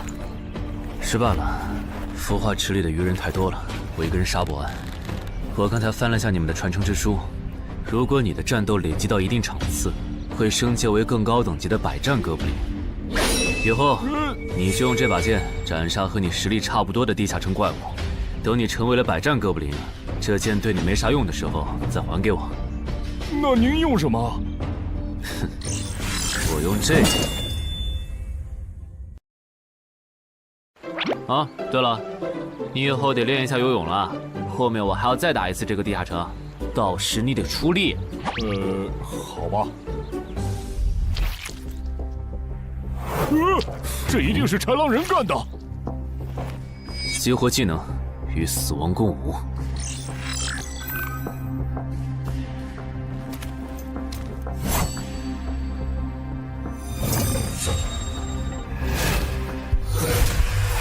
用脚破绽，好快！切！豺狼人！还好，为了以防万一，把感知拉到20，不然刚才这只豺狼人就得手了。切！这个人类不是受重伤了吗？可他刚才的动作根本就不是重伤之人能做出来的。他不会是在钓鱼吧？他跑了！不一定是逃跑，也可能是在示弱，引诱我们过去。那咱们还追吗？如果追过去的话，感觉很可能会进了他们的包围圈。算了，不追了。等找到足够强的队友，做了充分的准备以后，咱们再回来和他算账。好的。哎呀，没想到6到10级的地下城的难度会比5级的高那么多。下次得提前掌握好情报再去通关，不然风险确实太大了。是任务结算呢。说起来，这一次我虽然没有通关，但宰了那么多鱼人，怎么说也该有个 A 吧。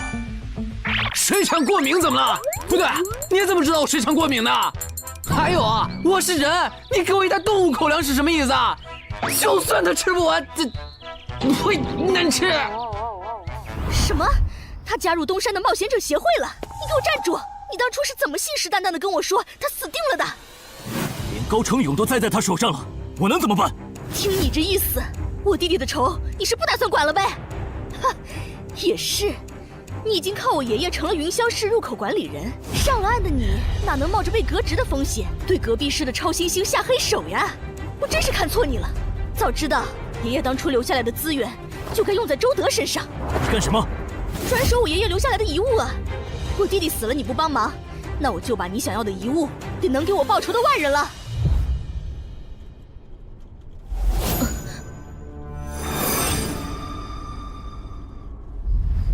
361、362、363。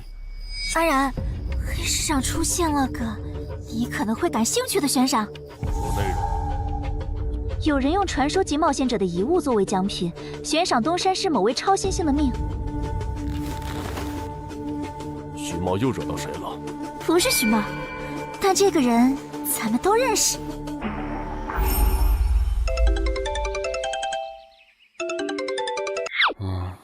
喂，陈海哥，你被人盯上了。我知道呀，这问题不是已经解决了吗？这次不一样，有人在网络黑市高价买你的命。哎呀，你别不当回事！发出这则悬赏的人出价很离谱。我哥说，如果不是你救过我，他说不定也要分一杯羹。具体怎么回事？你再详细说一下。就是我哥他们在网络黑市上看到。还真有你的悬赏。能查出来是谁发的吗？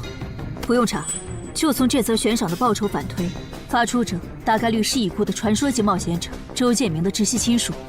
你怎么和他们结上仇的？他们为了你把遗物都掏出来了。不知道，我都没听过这个人啊。行吧，那我现在联系老大，让他说服对面撤掉这则悬赏。如果是误会的话，看能不能让老大组个局帮你澄清一下。好的，那拜托了。对了，这几天你就待在协会吧。传说级冒险者的遗物一定会吸引很多人铤而走险。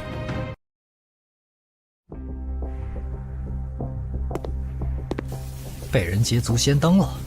不对，这里似乎没发生战斗。看来那个叫程海的，当时应该在攻略自己家里的地下城。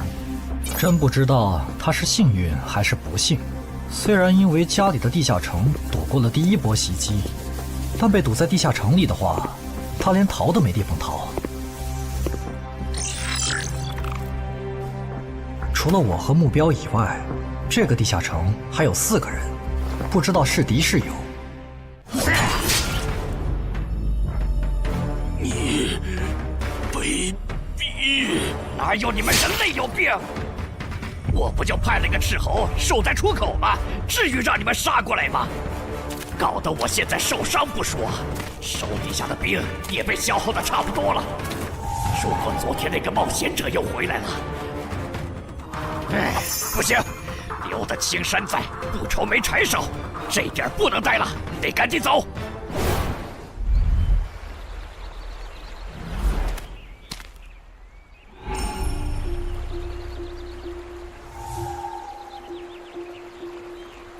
3个猎人，也就是说，目标那边顶多只有1个同伴吗？这么看的话，这个游戏变得更有意思了。安教练，你找我？对，程海被悬赏的事，你知道吧？知道。那正好，你给程海打个电话，如果他不知道自己被悬赏了，随便挑个6到10级地下城，邀请他和你一起打。剩下的不用我说，知道该怎么做吧。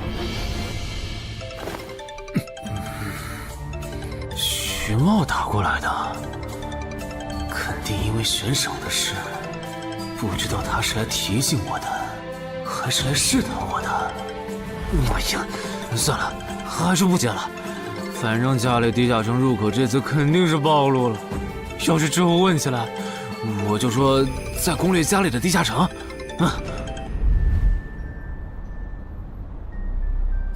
咱们来晚了，那个叫程海的，应该是被前面的人逼进这个地下城里了。我们还进去吗？进。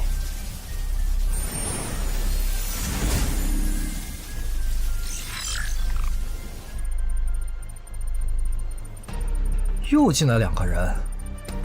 等等，这个轮换脱离任务怎么变得无法完成了？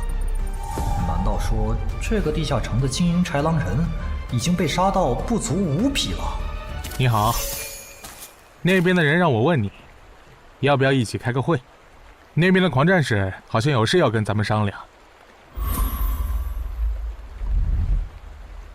也就是说，你和你的同伴是最先进入这个地下城的，程海不在这里。对。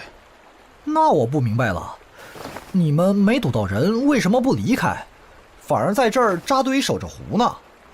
因为我同伴的主职业是海兽祭司，他因为职业特性的原因，发现这个地下城刚刚诞生了一只英雄级鱼人，他想趁着对方还未成长起来，和他签订主仆契约。那你们呢？你们为什么不去做轮换脱离任务？因为我们进入地下城用无人机找程海的时候，只发现了守在湖边的他。等我们赶过来以后，他既不承认程海在湖里，又不肯交代他守在湖边不走的理由，那我们能怎么办？只能陪他在湖边耗喽。这不能怪我呀，我总不能说我的同伴下水了，但我不会游泳，只能在岸上等他吧。你这家伙！啊，我怎么了？先等一下，你们的事情我大概了解了，但这应该没有商量的必要吧？有必要。刚刚我的同伴死了。啊？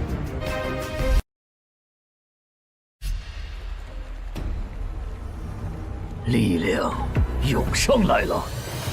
这样的食物外面有很多吗？除了偶尔出现的人类冒险者，附近的森林里还有一批豺狼人。很好，把他们带过来。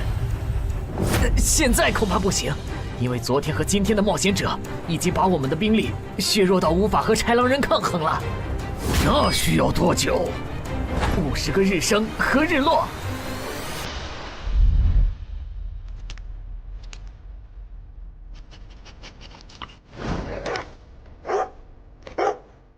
没想到独狼闪怒竟然死在了这个地下城。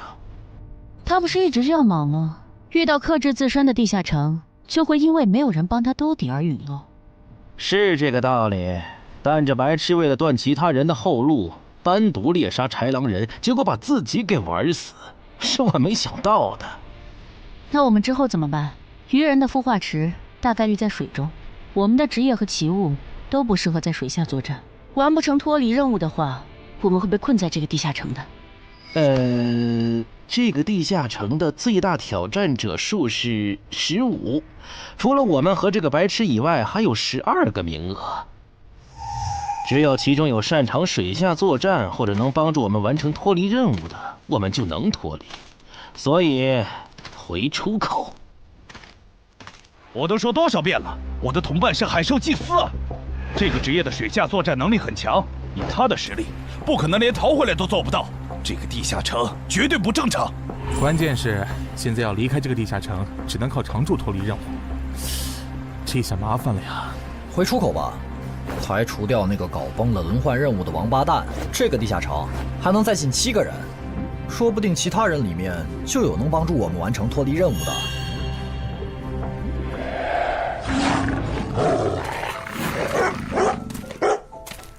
刺杀者王二，他不是去月省了吗？怎么会出现在这里？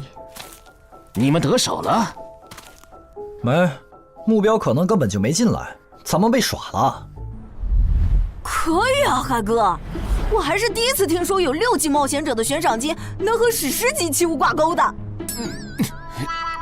这又不是什么值得骄傲的事，而且不管从哪个角度看，官方冒险者被公开悬赏这件事都太奇怪了吧？你这么一说，倒确实是。虽然冒险者适用的法律和普通人不太一样，但官方冒险者被公开悬赏这种事，我也是第一次见。因为悬赏的发起人很特殊，他是已故传说级冒险者周建明的孙女，而周建明就死在天门入口翻船事件中。好痛啊！上吧！所以，战死在天门的周建明的后人才会继承遗物，拥有诸多特权。对，又因为周建明的孙子死在了坟场，而你又救出了2个本不可能活着的一般市民，堵死了他弟弟的生路，所以周建明的孙女才会迁怒于你，想要你死的。照你这说法，我们的矛盾岂不是化解不开了？那倒不至于，老大已经约了米省负责人，也就是周建明的旧友，还有发布者，一起谈这件事情了。快的话，下午就能谈出个结果了。我们没来晚吧？没，刚刚好。那就好。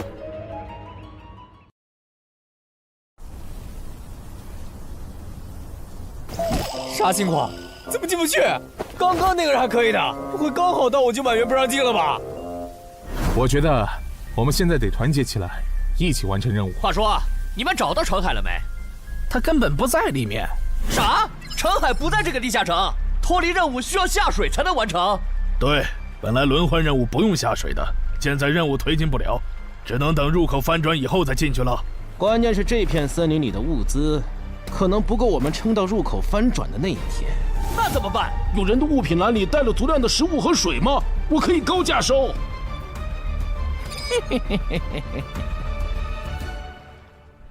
本来也没抱多少希望，不过没想到连刺杀者王二那样的高手都被困在这个地下城里。这样看，少了这些竞争对手，等我完成脱离任务出去以后，说不定真的可以燃制周建明的史诗级遗物了。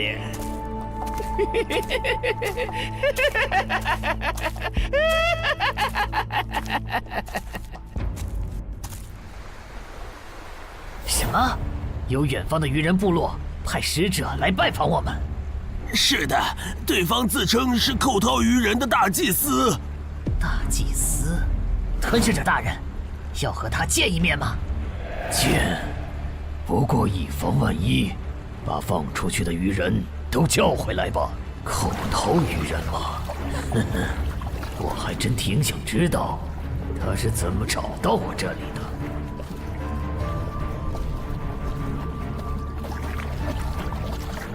领军大人答应见你了，跟我来吧。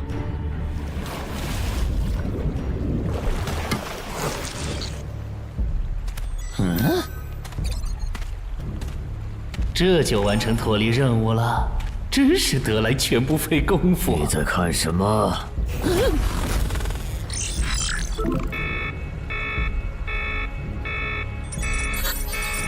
英雄级单位，7级地下城怎么会有英雄级单位？你在发什么呆？吞噬者大人问你话呢。别慌，他们看不到我的任务面板，只要找个理由搪塞过去。理由，有了。本祭司拜访过很多鱼人部落，但像你们这样能把孵化池放在地表生物完全无法到达的部落，我还是第一次见，一时有些惊讶。这样啊，那不怪你，毕竟不是哪一只鱼人都能找到这样的风水宝地。嘿嘿，不对，他有问题。天赋不会说谎，打他出现在我视野里的那一刻开始，我的天赋就一直在提醒我，吃掉他，我还能再升一级。我的天赋是不会对同种族的鱼人同胞生效的，他根本就不是鱼人。如果不是那个叫程海的圣母心泛滥，我弟弟才是最有可能完成脱离的人。官方冒险者应急预案操作手册第4条，被卷入生存类地下城翻转拉人事件，需优先帮助弱势群体完成脱离任务。程海的操作完全合规，不是他的问题。但他那个时候还不是官方冒险者。周畅，你先别说话，我就问一个问题。您说，如果一切顺利，你觉得程海能成长到哪个程度？优秀的中间，独当一面的地区负责人，还是传说？以散人冒险者开局，1个月到6级，还单杀了新兴猎手高成勇。不管从哪个角度看，程海都比同期的我要强。再结合他在坟场的表现，我觉得他至少都能胜任地区负责人，甚至有望冲击传说。好，那这事儿就这么算了。我这边稍后会督促华东委托集市的负责人下掉那则悬赏。黄伯伯，差不多得了。我之前看在建明哥的面子上，一直纵容你和你弟弟，但再怎么照顾也是有限度的。我们这一边的传说种子，可不能因为你的一己私怨而夭折。程凯哥，好消息！你的悬赏被撤掉了。讨厌！哎，澄海的悬赏没了，这才24小时不到吧？谁这么效率？看来只是悬赏被撤回，不是有人有事。他刚微信回我了。所以是郑仁君出面死保了吗？没想到他这么看好这个新人。洪伯伯，那则悬赏是您点头了以后我才发的，为什么那个郑仁君说几句您就改口了？他郑仁君的面子有那么大吗？如果只有东山方面的施压，我其实还能帮你扛几天。但现在是除了协会内部，还有别的方向的压力也给到了我这里。那个叫澄海的人脉比你想的要广。别打了，我知道的我都说了，给我个痛快吧。大人，已经审完了。哦，森林里有12名冒险者，实力和豺狼首领差不多。他们不擅长水下作战，不用担心会打过来。现在被困在森林里，无法撤离。森林里食物少，撑不到50天，有点意思。这位就是东山市的入口管理者邓仁君，你的事就是他出面说和的。谢谢郑哥。客气。虽然华东委托集市已经撤掉了针对你的悬赏，但保险起见，未来2个月你还是别出这栋楼了。外面指不定会有高等级通缉犯冒险来杀你，然后找悬赏发布者领赏。有道理，那我不出去了。等一下，那悬赏澄海哥的人呢？这种坏规矩的事儿，他难道就没有处罚吗？发布者毕竟是周建明的孙女，官方不太好处罚她。不过对她丈夫伤礼的处罚，过段时间会下来。她应该当不了云霄市的入口管理者了。周建明遗物的保管权现在归民省负责人黄省了。虽说所有者还是周畅，但以后交易赠与都得在黄省监督下进行，这样他就没法再给你使坏了。对了，我家有一个7级的地下城入口，距离反转还有50天。既然未来2个月我都要住在这里，那我用不上了，我选择上交。什么？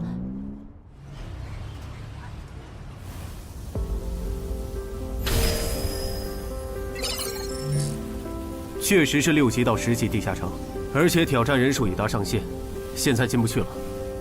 哼，有意思。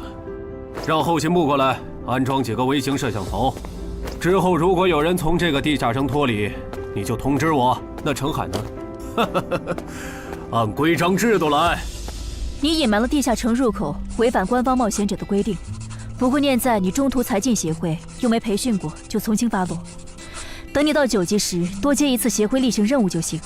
对于这个处罚标准，你能接受吗？能。还有就是，从明天开始，你要和常金川、梁家宽一起上地下城相关的常识课，早上8点，别迟到了。好。什么？他们还对你做了内部处罚？真过分！明明没有造成影响，而且澄海哥，你跟他们报备的时间也不算晚啊，为什么要处罚你？因为相关条例就是这样，而且他们的处罚程度也很轻，所以也还好吧。相比起来，我更担心那些进地下城的赏金猎人。我家地下城有点邪门，他们要是掉以轻心，很可能被坑死在里面。澄海哥，你人太好了，明明是他们要害你，你却还在为他们考虑。你搞错了，我只是怕他们被困在地下城，到时候导致入口翻转，连累到我。说起来，你刚才说除了东山冒险者协会和你哥哥所在的散人联合以外，还有其他人也在帮我施压。我哥哥说明省的富豪曹火旺对悬赏你的事特不满，他认为传说级冒险者后代比老弱妇孺更受保护的话，以后冒险者肯定会变成特权阶层。听说这事还惊动了华东地区的负责人，所以关于你的悬赏才会这么快被撤下来。好，那替我跟你哥哥道声歉，等风头过了，我做东，咱们一起吃个饭吧。曹火旺吗？一起吃饭。啊，小妹真是的，为了个不知道从哪儿冒出来的野小子，竟然让大哥你用掉了这些年积攒下来的人情。人家毕竟救了咱们妹妹，我这个做大哥的不能就这么看着。怎么又有电话？喂，我西桥火旺。你可能不认得我。没，我听朋友说了，是您出面施压，我的悬赏才会这么快被撤销的。你已经知道了，那我就开门见山了。您说，我儿子死在了女妖之身，我调查到那个所有者后来被你杀死了。这样看，你算是帮我儿子报了仇，所以咱们现在谁也不欠谁的，账清了。我今天给你电话是有别的事，我想以一介商人的身份和你谈一笔生意。简单点说，我和朋友都觉得你有前途，打算重点投资你。你以后要是成了地区负责人，选辖区时可以适当听取我们的建议。如果你觉得可以谈，咱们线下细聊。我是基础属性与称号常识课的客座讲师朱伟，很高兴认识大家。开始前，我想问大家一个问题：你们觉得对于新人冒险者来说，力、敏、体、智、感、魅这6种属性哪个最重要？这还用问？肯定是力量，毕竟脱离和通关任务大多需要击杀指定怪物才能完成。现在都知道，进地下城得备好防具和开刃武器，有兵器帮忙，哪怕身体弱得像软脚虾，也能击杀低等级怪物。对新人来说，力量够就成，多了那也是白搭。反倒是敏捷更能提高冒险者的生存率。这位学员说对了，在协会统计的数据中，刨除掉称号、职业和装备，对低等级冒险者的存活率和内战胜率影响最大的属性就是敏捷。敏捷影响冒险者在地下城内的存活率，这点好理解。但冒险者之间的内战为什么也是敏捷占主导？很简单，低等级冒险者的称号、职业和装备都不成套，没法弄出有效的攻防体系，所以他们内战时谁先动手谁赢面大。这时候敏捷就很关键了。原来如此，怪不得我遇到的秃鹫和通缉犯不是速度很快，就是打法非常克制、速度快的冒险者。原来点在这里。极限加敏捷的冒险者到6到10级就不好使了。一是这阶段冒险者能靠地下城掉落完美攻防，二是地下城等级一高，怪物种类和数量猛涨，光靠敏捷自己单干没法应对任务和怪物都变强的新情况。那6到10级这个阶段，哪种属性收益最大？6级之后，除了必定作为攻略组核心的超新星以外，其他冒险者都得按团队需求调整自己。这时候别管啥属性收益高，得看团队要你咋发展。原来如此。但不同属性之间多少会有一个模糊的价值差吧？比如同样是1点属性，加在感知和加在力量上，谁更划算？这个确实有，目前公认的排序是魅力大于感知，大于智力，大于体质，大于敏捷，大于力量。魅力最高，为什么？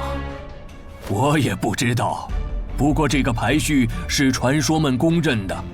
作为金字塔最顶层的冒险者，他们的判断必定有其缘由。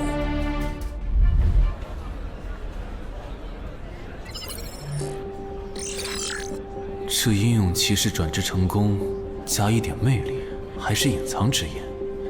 可我主职业就是近战，副职业再选同类，会不会最后效果1+1小于2啊？想什么呢？没什么。不想说就算了。对了，林姐让我问你，下午的冰击课你来吗？啊？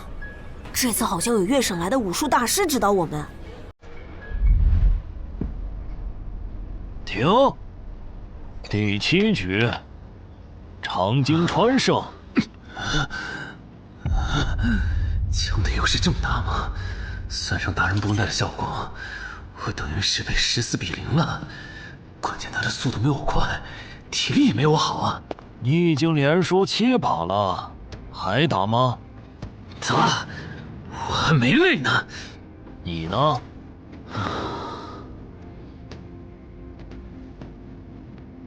打。好，休息3分钟，然后继续。怎么感觉不用称号和职业技能的陈海哥表现还不如我啊？你说的没错，他做了个基础身体塑造，就去女妖之3了。靠着地下城和坟场暴走事件，成了华东新星。要是光论基本功，他确实比不上你。啊，这样吗？哼，不过作为冰姬的门外汉，他的表现已经足够出色了。他现在已经能一步步跟上常经川的节奏了。我估计5局之后，他应该就会开始赢了。停，第8局，常经川胜。开什么玩笑？这才10局不到，他就变得比梁家坤强了。他的智力到底有多高？根本就不是打法的问题。如果我的爆发力再强一点，刚才那一局说不定能赢。陈海，啊，下一局你用称号和职业技能吧。你确定？哼，确定。我想更直观的感受我和超新星的差距。常经川亮称号了。什么？他们好像要来真的。行吧，老爷爷，您往旁边站一点，我怕待会儿打起来会碰到您。不用顾及我。好吧，那我尽量快点结束。置死地而后生，看起来好像是增加爆发力的称号。我准备好了，你先攻吗？不用。好，来吧，让我领教一下超新星的含金量。那你不要眨眼哦，现在的我可比之前快多了。好快，我出手更快。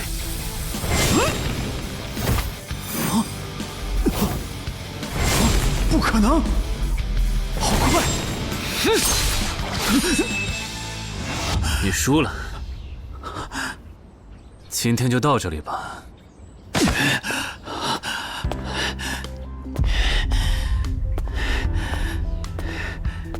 喂，我完事了，换班换班。我和他的差距原来这么大吗？其实你枪练得不错，出手的那一下，就算是我年轻那会儿，也不见得能躲掉。别灰心，你只是运气不好，遇到了能阅读你下一步动向的特例。阅读下一步？展开来说就是，人在出招时破绽最大，能抓住这个瞬间的人，轻松就能无招胜有招。使用者必须要在对手出招前阅读到对方的下一步动作。有这份眼力的武术家呀，还在世的不超过5个人，所以你输得不远。陈海哥，你刚才那招叫啥？好酷啊！没想到一个没练过武的门外汉，竟然也能掌握这一招。他真的只是个普通的冒险者吗？陈海哥，你也太牛了吧！你是没看到败给你以后，常经川的臭屁男的脸色有多……臭屁男？常经川，我可以坐在这里吗？当然可以。其实，我原本是把你当做我的竞争对手的，但现在看来是我没眼力见了。以你的实力和潜力，东山这种小地方根本就留不下你。这不明摆着吗？坟场那种全球公认的 bug 级地下城都被陈海哥打通了，他肯定不会自降身份来跟咱抢下任东山市入口管理者的位子呀。说不定到那个时候，他已经是一手负责人了。喂，等一下，你说他以后能成为传说级冒险者，我不反对，但一手负责人，这两人真吵啊！啊，你问我副职业怎么选？哎，对，我这不是6级了吗？之前探索地下城的时候，发现冒险者面板升级了，除了在用的职业以外，我还可以再激活一个副职业。但我不知道副职业该怎么选，所以来问问你。这个在主副职业常识课上会讲。不过你既然问了，那我就简单说下。一般来说，冒险者主职业分常见和隐藏两种，常见职业很多，进阶方法也大都搞清楚了。你的主职业要是常见的，去内网一搜就知道和哪个副职业最配了。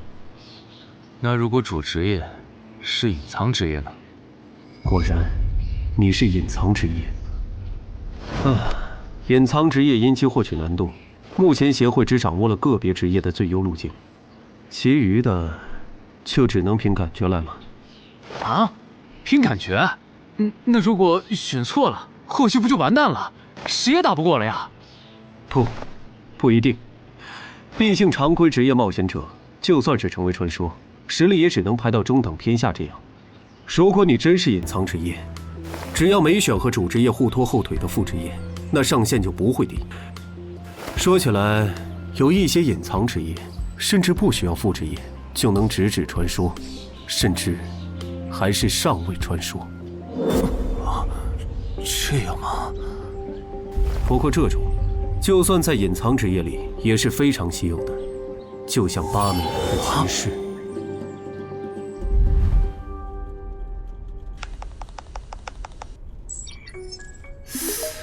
内网竟然没有死亡行者的相关资料，那看看英勇之骑士吧。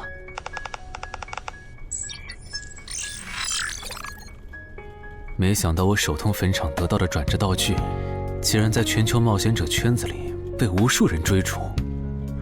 看他们的评论，这个转职徽章除了挑战难度高的离谱以外，没有别的缺点，而且挑战次数也没有限制。那么只要转职成功，就必然能成为上位传说。嘿